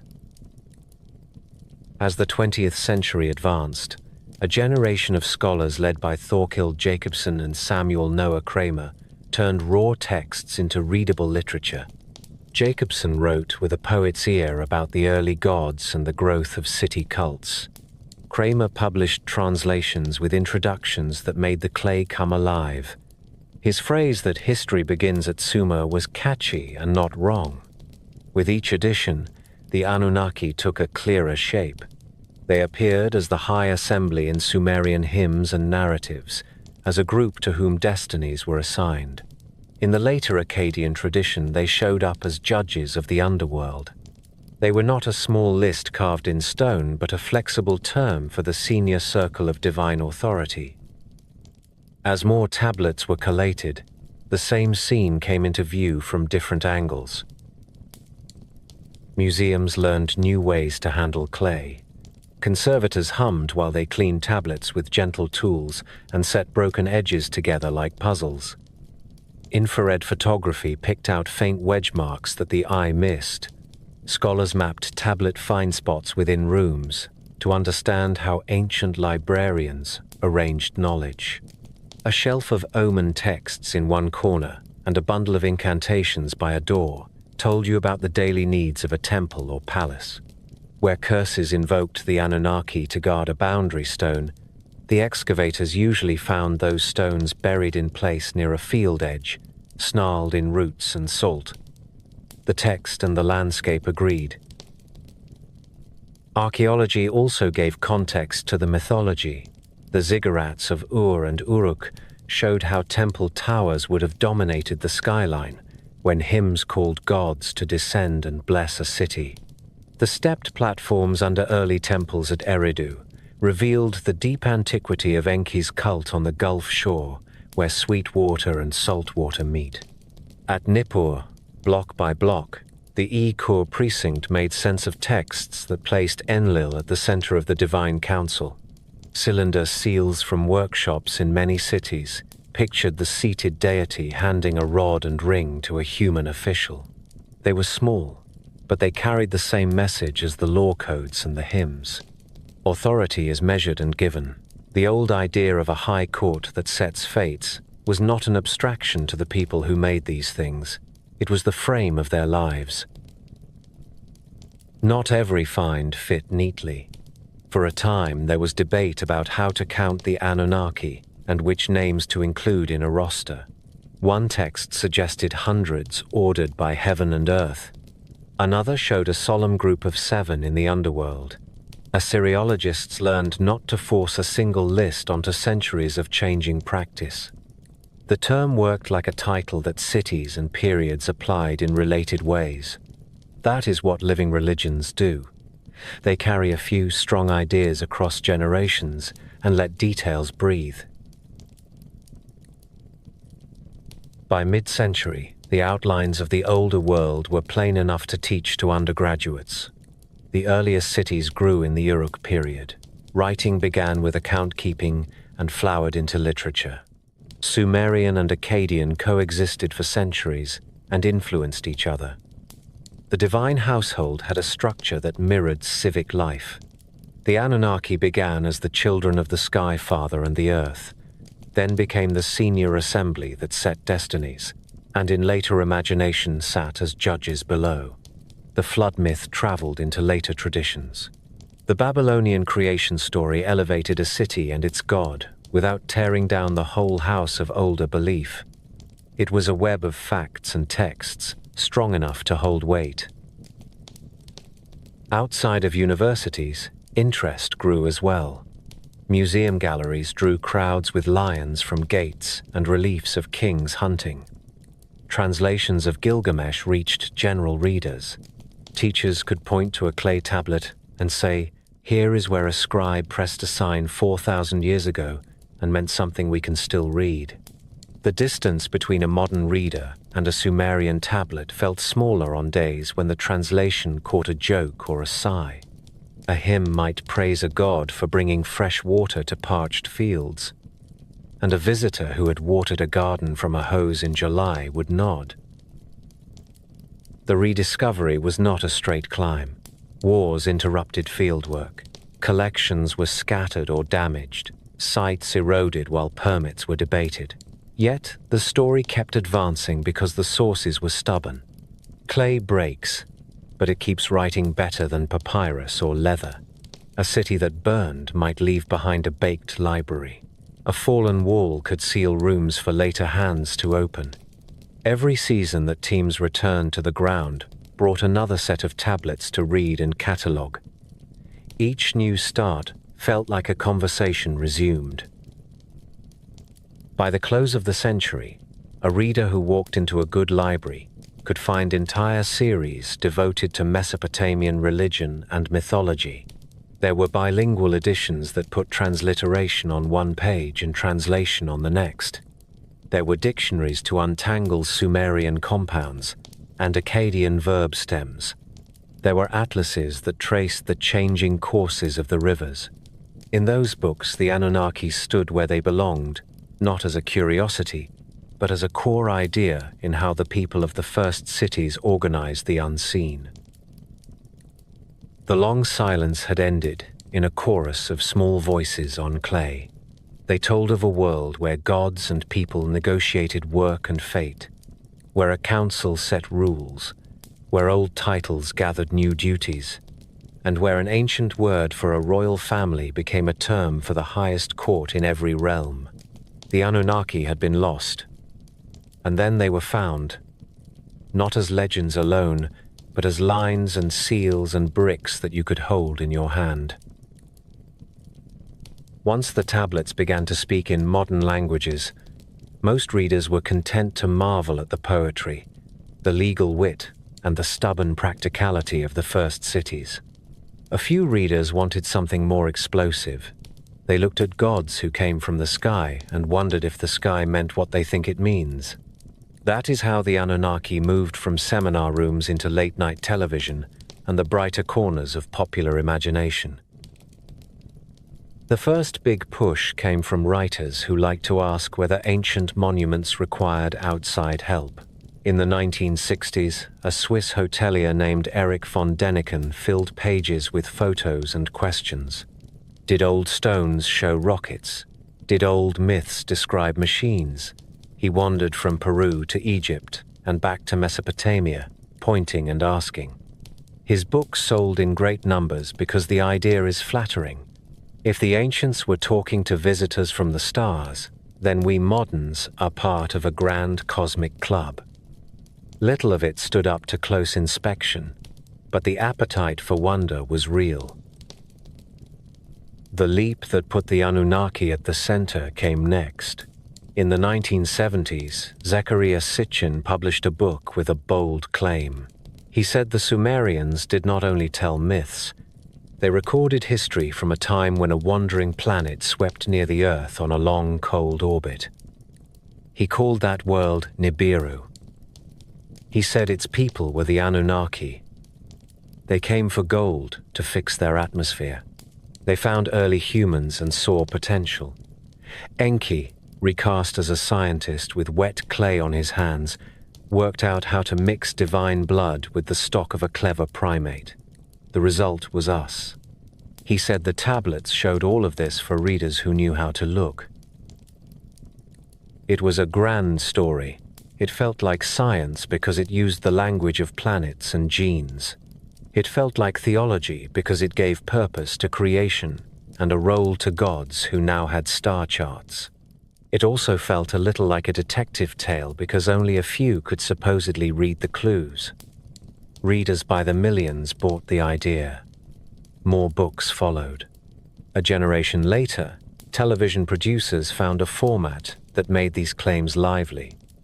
A camera could sweep across a ziggurat, while a narrator spoke of visitors who brought writing and law. The word Anunnaki became a password. Say it, and you announced that you were in on an enormous secret. There was a second track alongside the spectacle. Scholars raised their hands and asked to return to the tablets. They pointed out that Nibiru in the late astronomical texts is a title that can mark a planet like Jupiter or the crossing place of the sky. They showed that Anunnaki in the earlier myths refers to the high circle of gods and not to travelers from cold space. They noted that creation from clay with divine blood is a ritual explanation for why humans can speak to the gods and not a laboratory note. They also reminded readers that orbits obey math, and that a large hidden world swinging through every few millennia would tug the rest of the system in ways we would have measured long ago. The divide between the two camps widened when dates were tied to prophecy.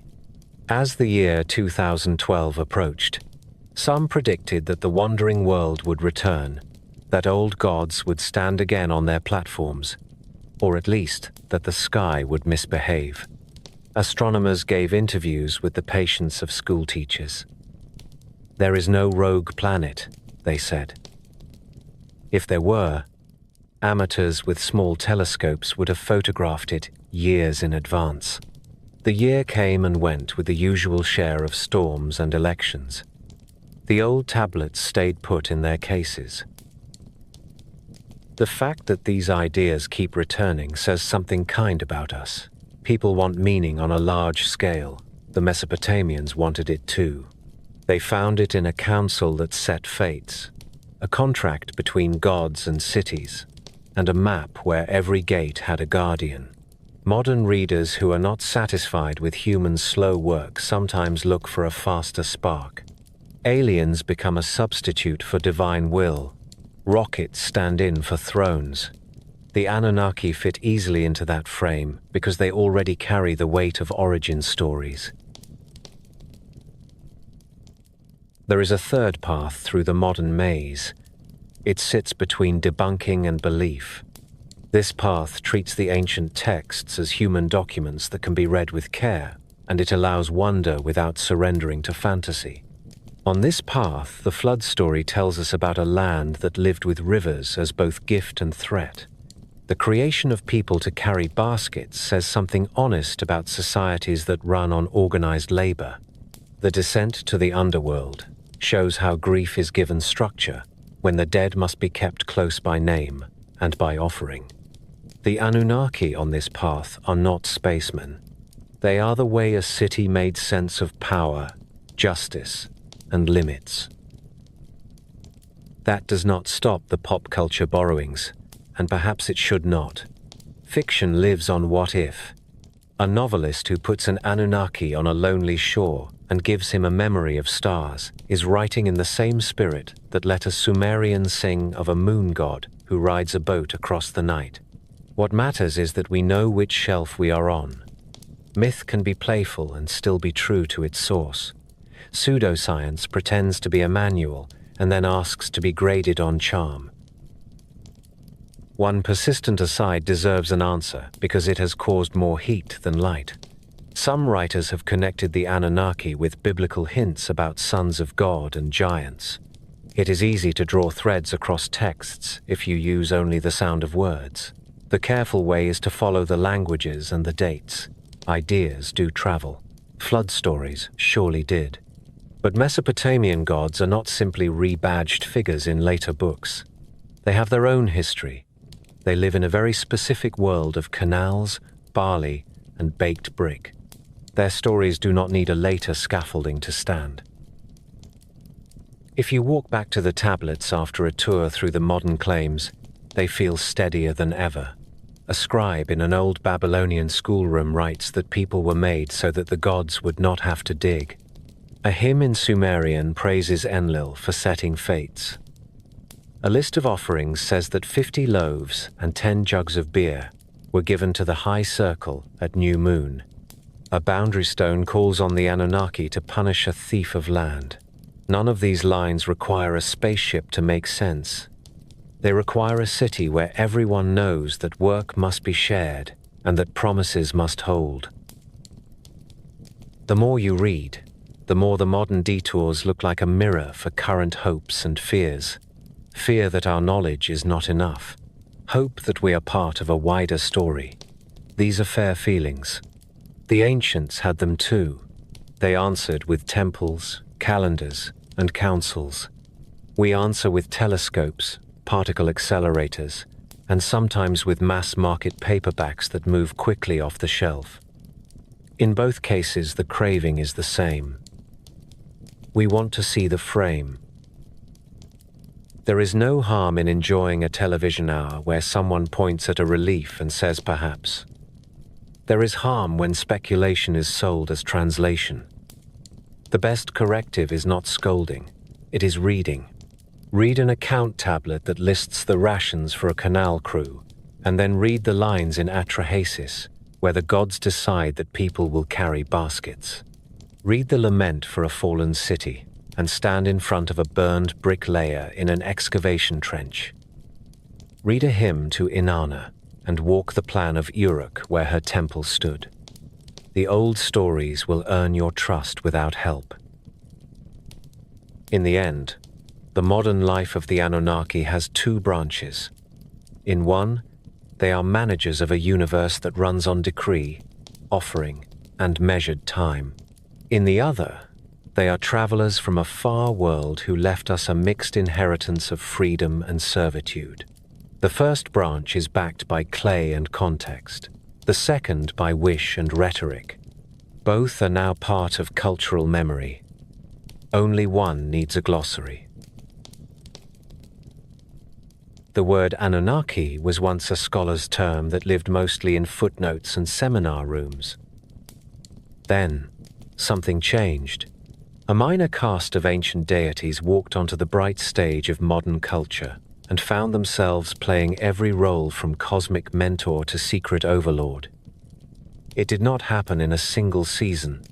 It was a steady drift, powered by television, paperbacks, message boards, and the simple fact that old stories travel well when you give them a fresh vehicle. The first stop was television that promised revelations after the next commercial break. Producers learned that a camera loves ruins, especially if you fly past them at sunset and add a drumbeat. A narrator could whisper that the stones hold a secret and then show a tablet covered in wedge marks. Scholars had said for years that those marks recorded hymns, laws, and daily accounts. The new programs asked if they also recorded visitors from the sky. The question was the hook. You did not need an answer to feel the lure. Episodes multiplied. Cities like Uruk and Ur became recurring characters. Ziggurats stood in for launch towers. The word Anunnaki gained a sparkle it had never worn when it was only a line in a hymn. Publishers kept pace. Big paperbacks with glossy inserts promised a key to the oldest mysteries. Dust jackets featured reliefs of kings with wings, cylinder seals enlarged to billboard size, and star fields drifting behind the title. In these pages, the Anunnaki could be wise teachers, stern geneticists, or a dynasty that never really left. Chapters blended real photographs with captions that suggested new meanings. The method was simple. Take a known object, add a provocative gloss, and let the reader do the rest. Museums saw a ripple effect. Visitors came with questions that jumped across millennia in a single breath. A guide might begin with the irrigation of the lower rivers and arrive at a debate about a wandering world beyond Neptune before the group had reached the second case. The internet opened 1,000 side doors. Early forums hosted long threads where people traded translations, drawings, and dreams. Amateur archivists scanned old articles and posted them with comments. Someone would quote a line from a tablet. Someone else would link to a satellite image of a mound in Iraq and ask what lay beneath. Videos stitched together stock footage and started with the words, "What if?" A subculture of explainers emerged, the kind of people who can talk for an hour with an earnest calm that almost convinces. The Anunnaki became a password in these spaces. Use it, and you signaled that you were willing to entertain very large stories about human origins and destinies. Games and fiction joined in. Writers love a ready-made pantheon. The name Anunnaki sounds old and rich even if you cannot place it on a map. Game designers borrowed the mood. A role-playing rulebook might list the Anunnaki as an ancient faction whose relics grant strange powers. A science fiction novel might place a hidden base under a desert ziggurat and imagine a signal that wakes after a long dormancy. Comic artists drew tall figures with horned crowns stepping from a shaft of light while human onlookers shielded their eyes. None of this claimed to be history. It was the kind of play that myth invites when it leaves the classroom. Music and art took their turn. A band named an album for a sky father. A lyricist wove a flood and a lost city into a chorus that crowds could chant. Tattoo artists learned to translate a favorite cuneiform sign into clean lines. Street murals put a winged figure on a brick wall beside a spray-painted planet, as if to say that the most ancient stories still want a say in modern weather. Pop culture is a net that catches what glints. The Anunnaki began to glint. Conventions made the movement social. In hotel ballrooms and community centers, speakers took the stage with slides that moved from excavations to star charts. In the lobby, vendors sold paperbacks, replica seals, and meteorite fragments the size of a thumbnail.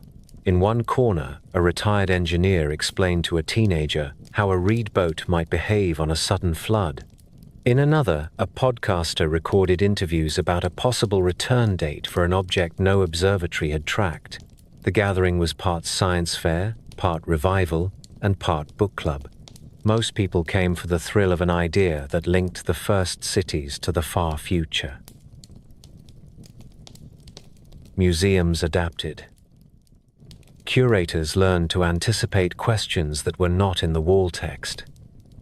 They wrote labels that explained how a scribe held a reed and why a tablet broke the way it did.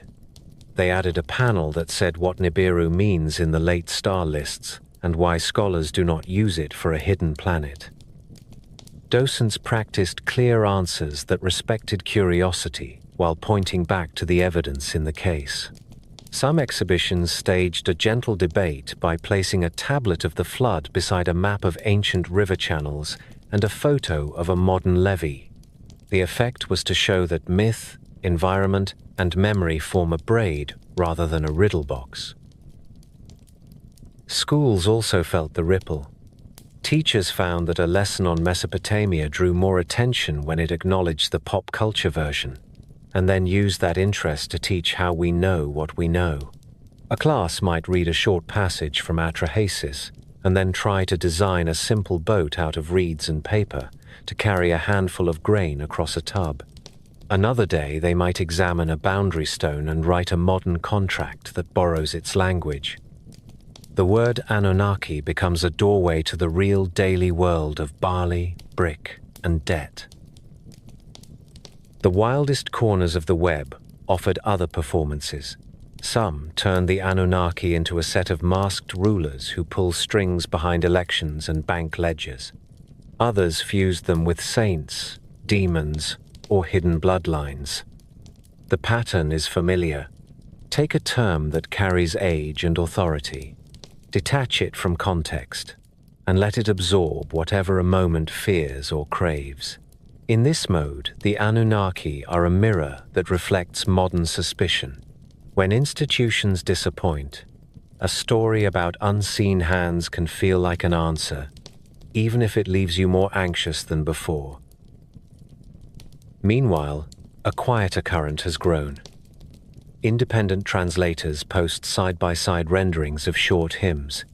Digital projects build searchable corpora that let anyone look up a word in a line from a tablet and see every other place it occurs. Documentary filmmakers spend time with archaeologists in the field and show how a square meter of soil can give up 3 tablets that change how we date a local ruler. In these works, the Anunnaki return to their original roles as a label for the highest council and, later, for the judges below. The drama is still there, but it belongs to a living discipline that can say when a claim fits the clay and when it does not. If there is a reason the Anunnaki have found a permanent niche in popular culture, it is that they answer 2 appetites at once. They offer the romance of the first cities, with their processions, towers, and glittering offerings. They also offer a cosmic script that can be rewritten to taste.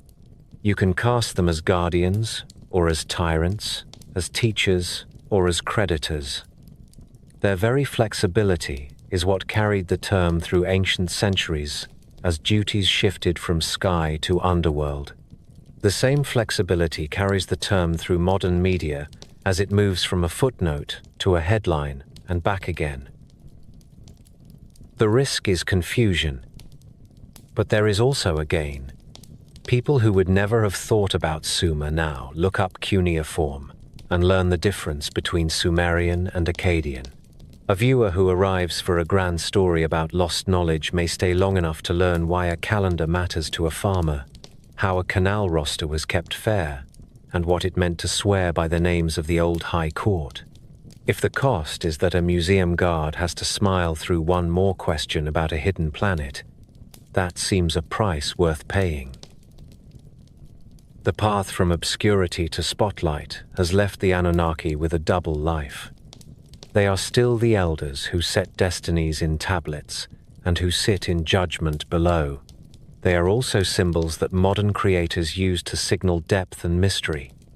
The first is anchored in clay and brick and the long memory of a riverland. The second floats in a sea of screens. Both will likely remain, because the old stories are generous hosts and modern culture never stops looking for a stage. If you want to see how a modern society wrestles with ancient stories, go to 3 places in one afternoon. Start in a university seminar room where a professor of Assyriology writes wedge signs on a whiteboard and explains how a single mark can change meaning when it is turned a quarter turn. Walk next to a planetarium where an astronomer shows a sky full of tracked objects and explains why wandering worlds reveal themselves long before they arrive. Finish in a museum conservation lab where a specialist in broken clay coaxes a new line out of a tablet with a brush and a light. Between these rooms, you will watch a myth pass through scrutiny, not to flatten it but to find its proper size. Academic skepticism begins with language. Ancient words are not puzzles to be solved once and for all. They are living items that change context by era and by city. Take Nibiru. In late Babylonian star lists it can name a crossing point in the sky or a planet that serves as a marker for seasonal order. It is not a separate world trying to hide behind the Sunday. The word Anunnaki behaves in the same way. In Sumerian hymns, it names the high circle of gods who set destinies. In first millennium incantations, it can name the judges below. Neither usage points to a population of miners from deep space. These facts are not opinions. They are the product of thousands of tablets read in sequence with a habit of asking what a term means in a given text rather than what it might mean in an argument. Philology has a plain grace. A scholar lays out parallel passages and shows that a phrase about mixing clay with God's blood recurs in contexts that discuss cult, birth, and the gift of speech. The point is not to sneer at imaginative readings. It is to show that ancient authors wrote within traditions that we can trace. A line that sits beside a hymn in one tablet and a ritual in another does not suddenly become a lab note when moved to a coffee table book. Good skepticism is careful loyalty to sources. Archaeology adds ground under the words. Excavations at cities like Uruk, Nippur, and Babylon reveal layers of rebuilding, shifts in river courses, and rooms filled with the everyday kit of life. Foundation deposits under new walls carry prayers that ask the old high court to guard the work. Boundary stones summon the same court to curse anyone who moves a marker. The physical record explains why the gods are so often asked to watch canals and enforce property. It does not hide a hangar or a landing pad. If someone wanted to argue for ships in a marsh, the least they could do is show a bolt or a shard of an alloy the region did not know. None has appeared. Astronomy closes the gate on the grandest of modern claims. The solar system is a neighborhood that has been surveyed by professionals and by hobbyists who do not mind losing sleep. Large bodies announce themselves. They tug on planets we already track. They glow in infrared surveys. Their paths can be simulated on a laptop and compared to what we see through glass. When people predict that a hidden giant will swoop near the Earth, astronomers do not scoff. They measure. When the measurement returns empty, they say so. The wonder of the real sky does not suffer for lack of drama. It offers comets that shed tails like chalk, and planets with moons that eclipse in patterns so crisp you can set a clock to them. Scientists and scholars also keep an eye on the ways ideas spread. Claims about a dangerous object with no coordinates have a pattern. The date shifts when the day passes. The evidence is always one layer removed. The believer says a friend knows someone who worked at a facility that saw something that cannot be shown. In such cases, the calm reply is to invite a look through a telescope, a visit to a public sky survey, and a review of how orbits work. A general audience can learn the essentials of celestial mechanics faster than you might think. Once you understand why a long-period giant would have battered the inner system for eons, you stop expecting it to tiptoe past in a single season. None of this means those old stories are small. The flood tale is not a weather report, but it is a way to remember the truth of living in a delta where a river can shift and drown a generation. The creation of people to carry baskets is not a laboratory scene, but it is as honest about labor and ration as any modern budget. The descent to the underworld does not draw a map, but it gives shape to grief and explains why families poured beer for their dead when the month turned. A myth holds wisdom when it stays where it belongs. You can see the health of a field in how it treats disagreement. Assyriology is surprisingly cheerful about debate. Editors publish new collations that correct old readings. A tablet that once seemed to say one thing shows another when a lost corner turns up. Arguments play out in footnotes with a dry humor that hides real passion for getting a line right. Even the larger conclusions adjust over time.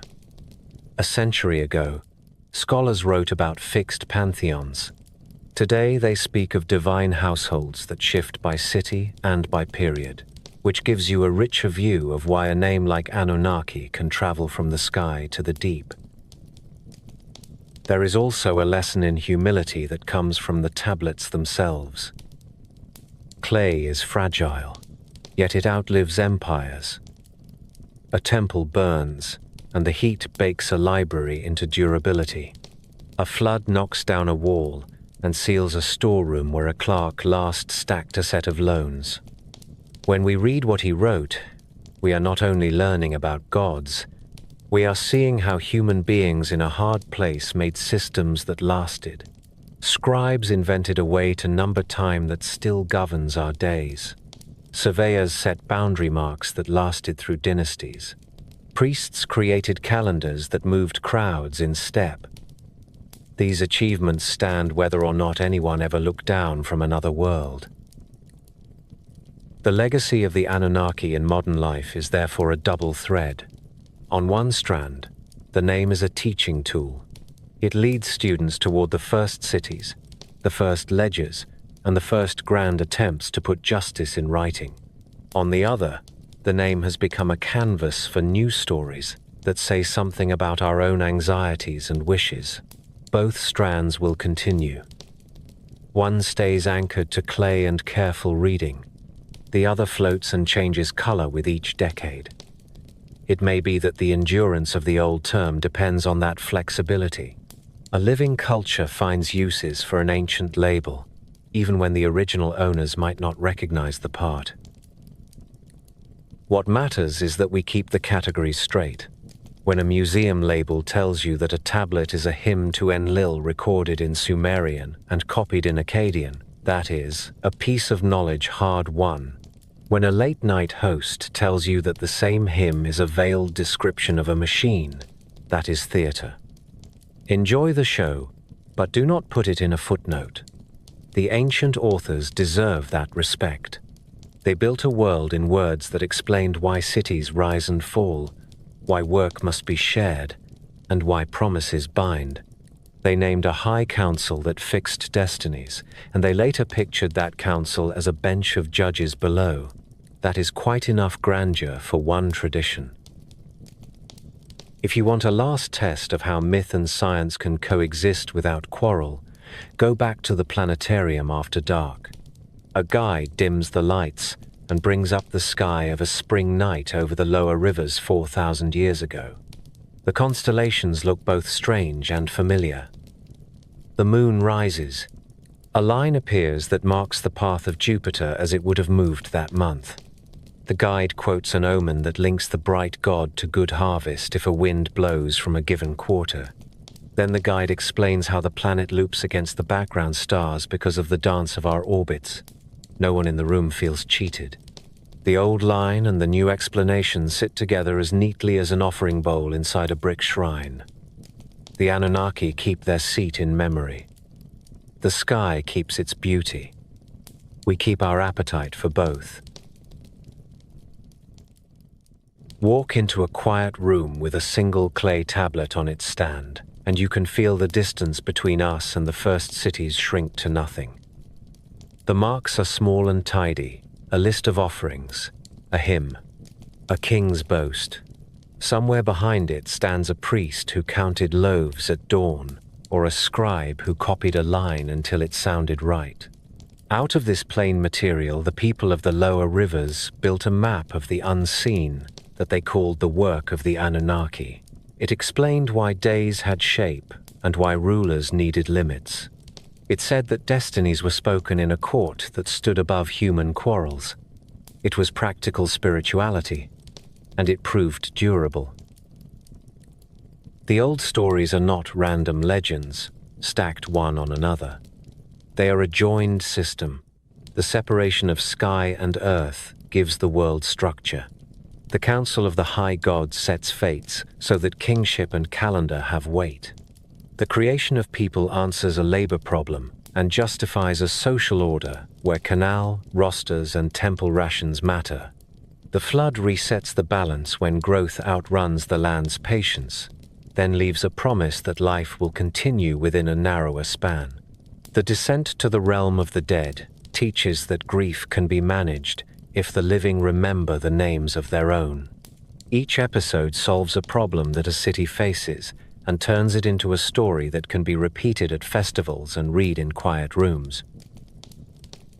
When we say mythology, we sometimes mean a cloud of fancy. In Mesopotamia, it was also a handbook. The Mi are not ornaments in a poem. They are a catalogue of powers that make a city work, from plows and weaving to truth and kingship. The Anunnaki are not a parade of caprice. They are a council that guarantees that decisions echo across years and not only days. Even the grandest moments carry a Clark's sense of what must be tallied. When Inanna carries culture home by boat, she returns with real institutions. When a boundary stone calls on the High Court to curse a thief, it is enforcing a fence line that keeps a harvest safe. This clarity is why Mesopotamian myth traveled so well. Traders carried it upriver, conquerors repackaged it for their own capitals. Scribes adapted the caste as duties shifted. The Hittites borrowed the idea of elder gods confined below by a younger order. The Babylonians promoted a city god to chief and gave him the task of setting the sky in measurable paths. The Hebrews, who lived within reach of the same rivers, shaped a flood story that kept the bones of an older tale and placed it in a new frame of one God and a covenant. Motifs crossed languages with the ease of a caravan on a good road because the needs they met were the same. Every society must think about work and authority and catastrophe and loss. A modern reader can move between these retellings and watch a new thing happen. Myth becomes a way to compare how cultures answer the same question in different rooms. Why does power belong to some and not to others? Sumer says the office descends from heaven and is ratified in a sacred city.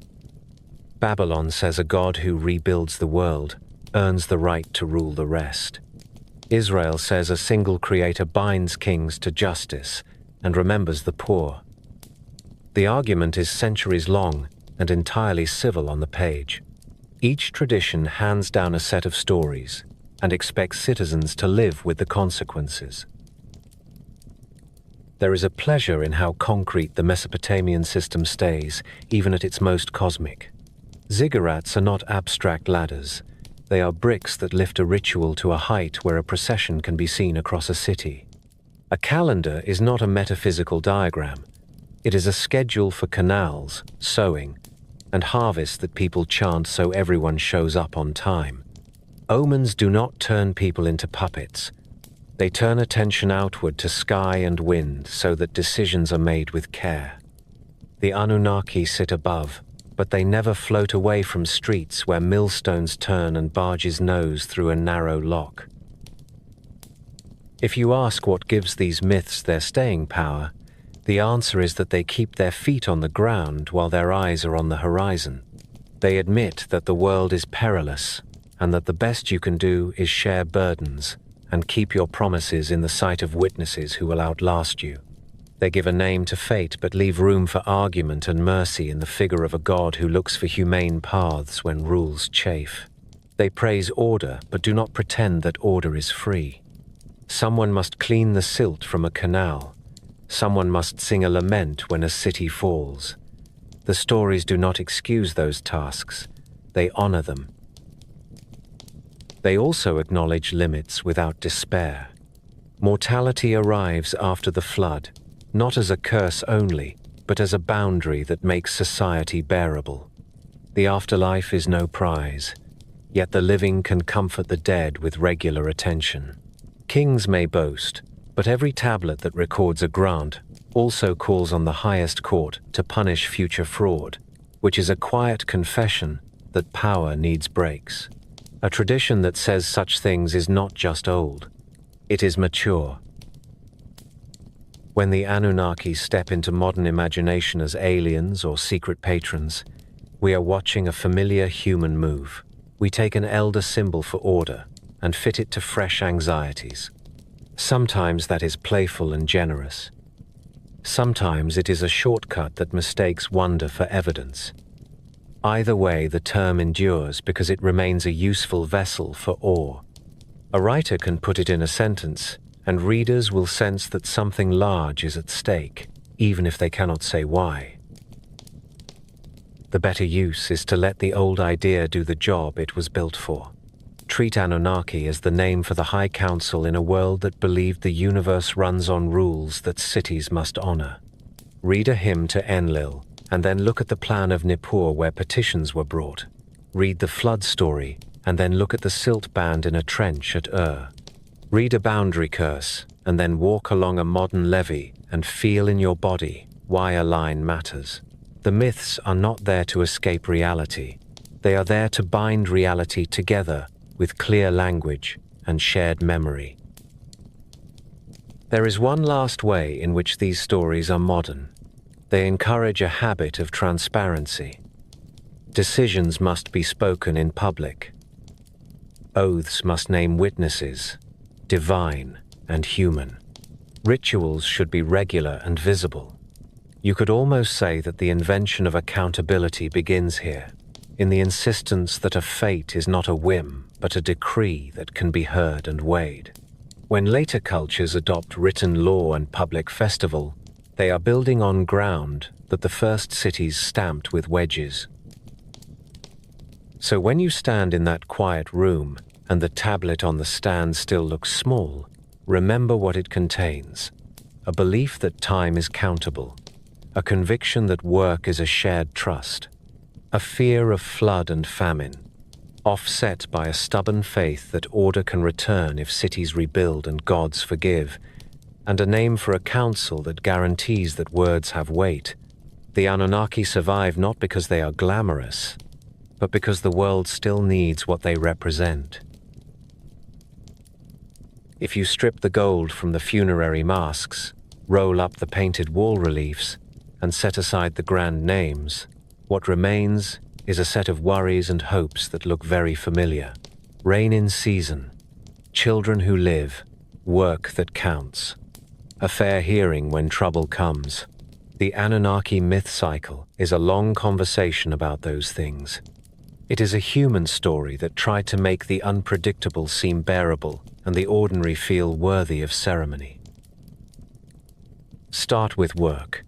The earliest poems never pretend that labor is noble because it is easy. They say directly that irrigation is hard and that someone must carry baskets. They then give that burden a frame. If people were made to take up the tasks that gods could not stomach forever, then toil is not a failure of planning. It is a founding choice. That sounds stern until you see the comfort it offers. The farmer on a levee at noon can imagine himself inside a plan that begins before memory. The temple ration list is not only bookkeeping, it is participation in the same compact that the first gods sealed with clay and blood. Meaning arrives in a bowl of beer counted out by a clerk who knows your name. Move to law. The habit of swearing oaths by the High Court makes justice more than whim. When a scribe writes a boundary grant and calls the Anunnaki to witness, he is trying to tie a local quarrel to the oldest authority in the world. He is also protecting future strangers. A tablet buried under a marker stone speaks for anyone who is not yet born, so that a field remains a field when memories have thinned. This is a small miracle of foresight. It is the beginning of a tradition that says the dead and the unborn both have claims that the living must respect. Consider grief. The Mesopotamian afterlife is dim and spare, yet the living refuse to let it be lonely. They pour beer for their dead, bring bread, and speak names aloud so that the shades will feel remembered. The Anunnaki, as judges below, are not only frightening, they are a guarantee that stories do not end in a ditch. A life is weighed, a wrong can still be marked, and a right can still count. When a family keeps the month right, they are not trying to buy favor. They are insisting that connection endures across the river. In a world without antibiotics or rescue helicopters, that insistence is a humane triumph. Think about power. Kings march through the texts with more ceremony than most of us can stomach, but beneath the parades sits a rule that cuts them down to size. Kingship is alone. It descends. It can be revoked. If a ruler fails, poets will say that the city god walked out of the temple, which is a polite way of saying that legitimacy has left the building. The Anunnaki in their bright court are the board that can say enough. You can call this mythology, but you can also call it the birth of constitutional thought, written in clay instead of parchment. Now watch how the stories train attention. Omens lead people to look up and outward, not to freeze in fear, but to gather more information before acting. A moon ring and a wind from the west mean that it is not a good week to pick a fight in the hills. An odd birth in a cow herd warns of strain in the year ahead, so strengthen the canal banks. Today, we call this risk management. The Anunnaki frame turns habit into policy by claiming that the universe sends consistent signals and that careful people can read them. The method is often wrong by modern standards, but the posture is admirable. It says that decisions should be informed, not impulsive. We can also see a steady tenderness for craft.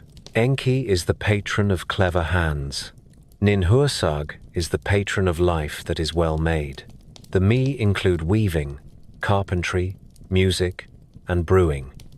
These are not frills. They are ranked with truth and victory because they keep a city alive and make it worth living in. A boat builder who knows how to caulk a seam is an agent of divine order. A singer who remembers the right lament keeps a community honest about loss. When the Anunnaki bless a project, they are blessing skills as much as outcomes. There is a lesson about limits that feels bracing rather than bleak.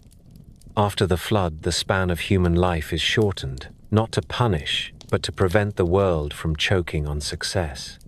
This is ecological thinking before the word existed.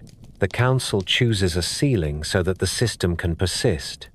Modern readers hear an echo of ration books and water tables. The ancients heard a boundary that restored sleep to gods and rest to the earth. Either way, the idea is the same. Enough is a virtue. Too much can break the very thing you love. The myths also refuse to make virtue simple. Enlil stands for authority and sometimes swings too hard. Enki stands for mercy and sometimes bends rules to save lives.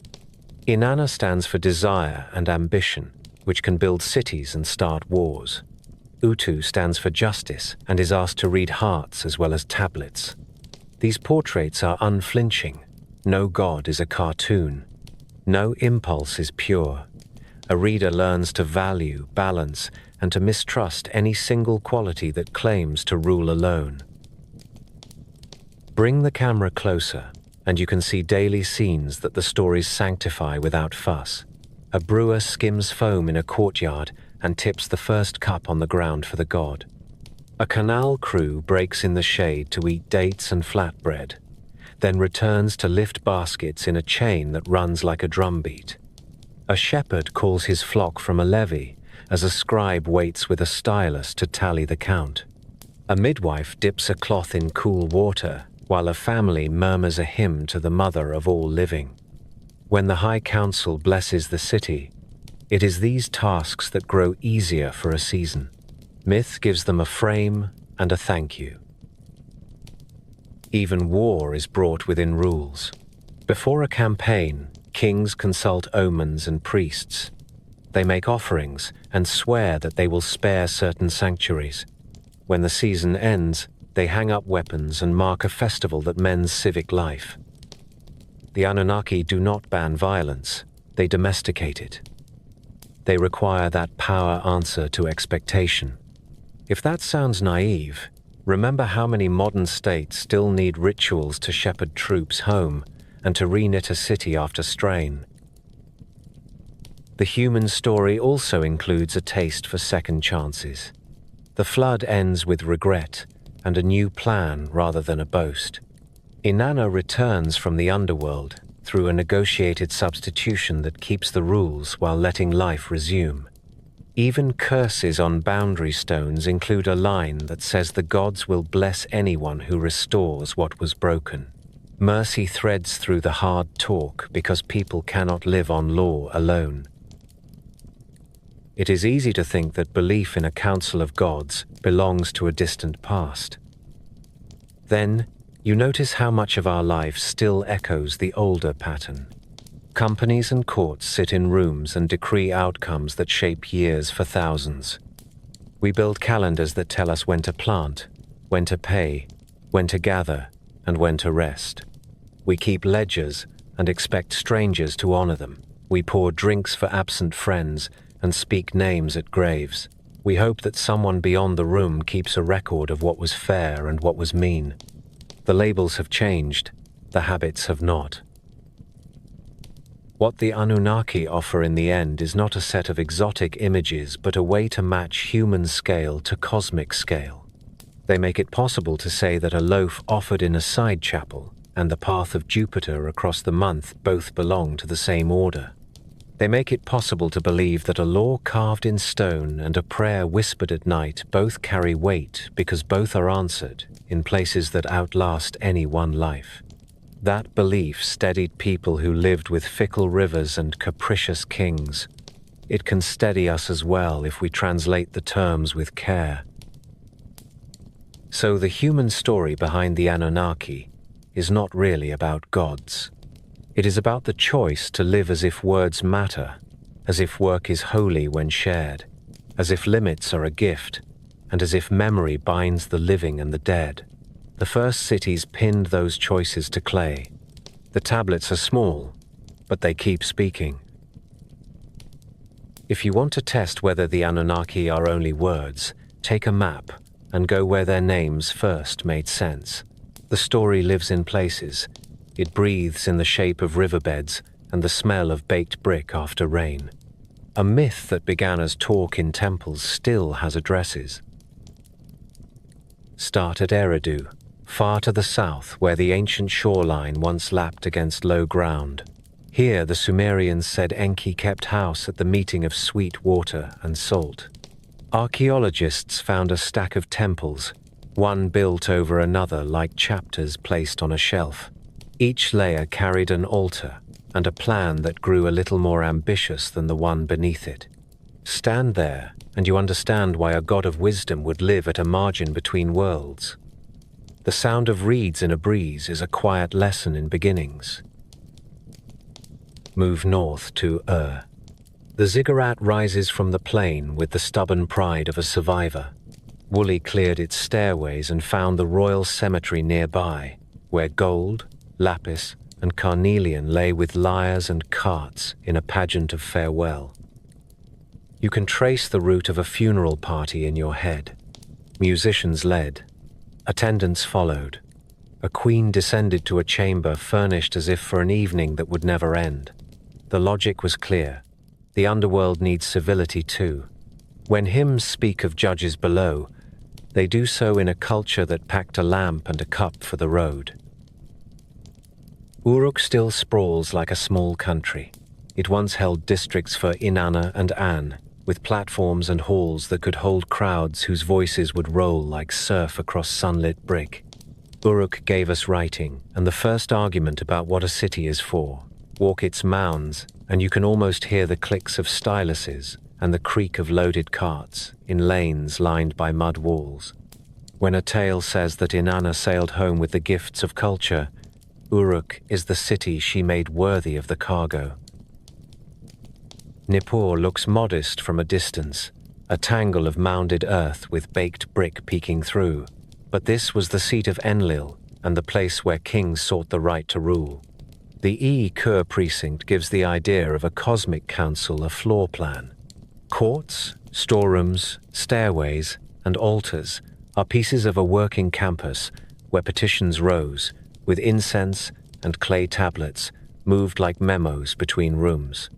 The thought that the Anunnaki decreed destinies makes sense when you pace the remains of a complex built to turn vows and offerings into outcomes. Lagash lies in the flatlands like a book left open.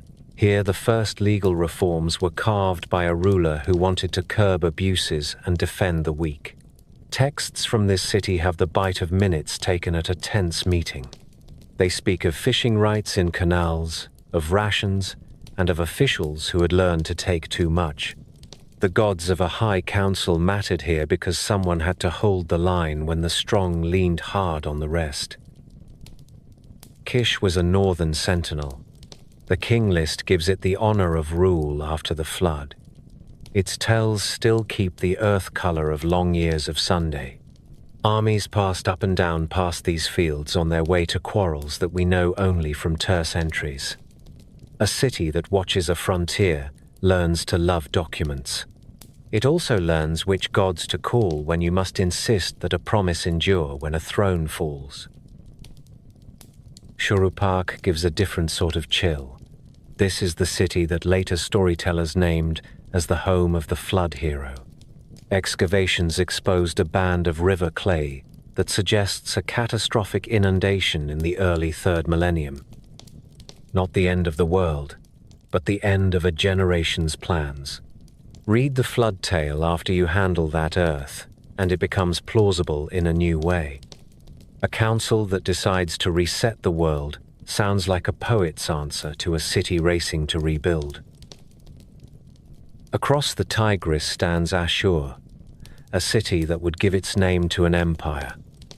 Its god, also called Ashur, took up roles once filled by older southern powers.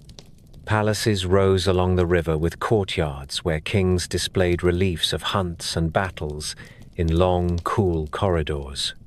Their scribes kept omen lists and rituals, because even a state that wins often wants a sense that victories and defeats are more than luck.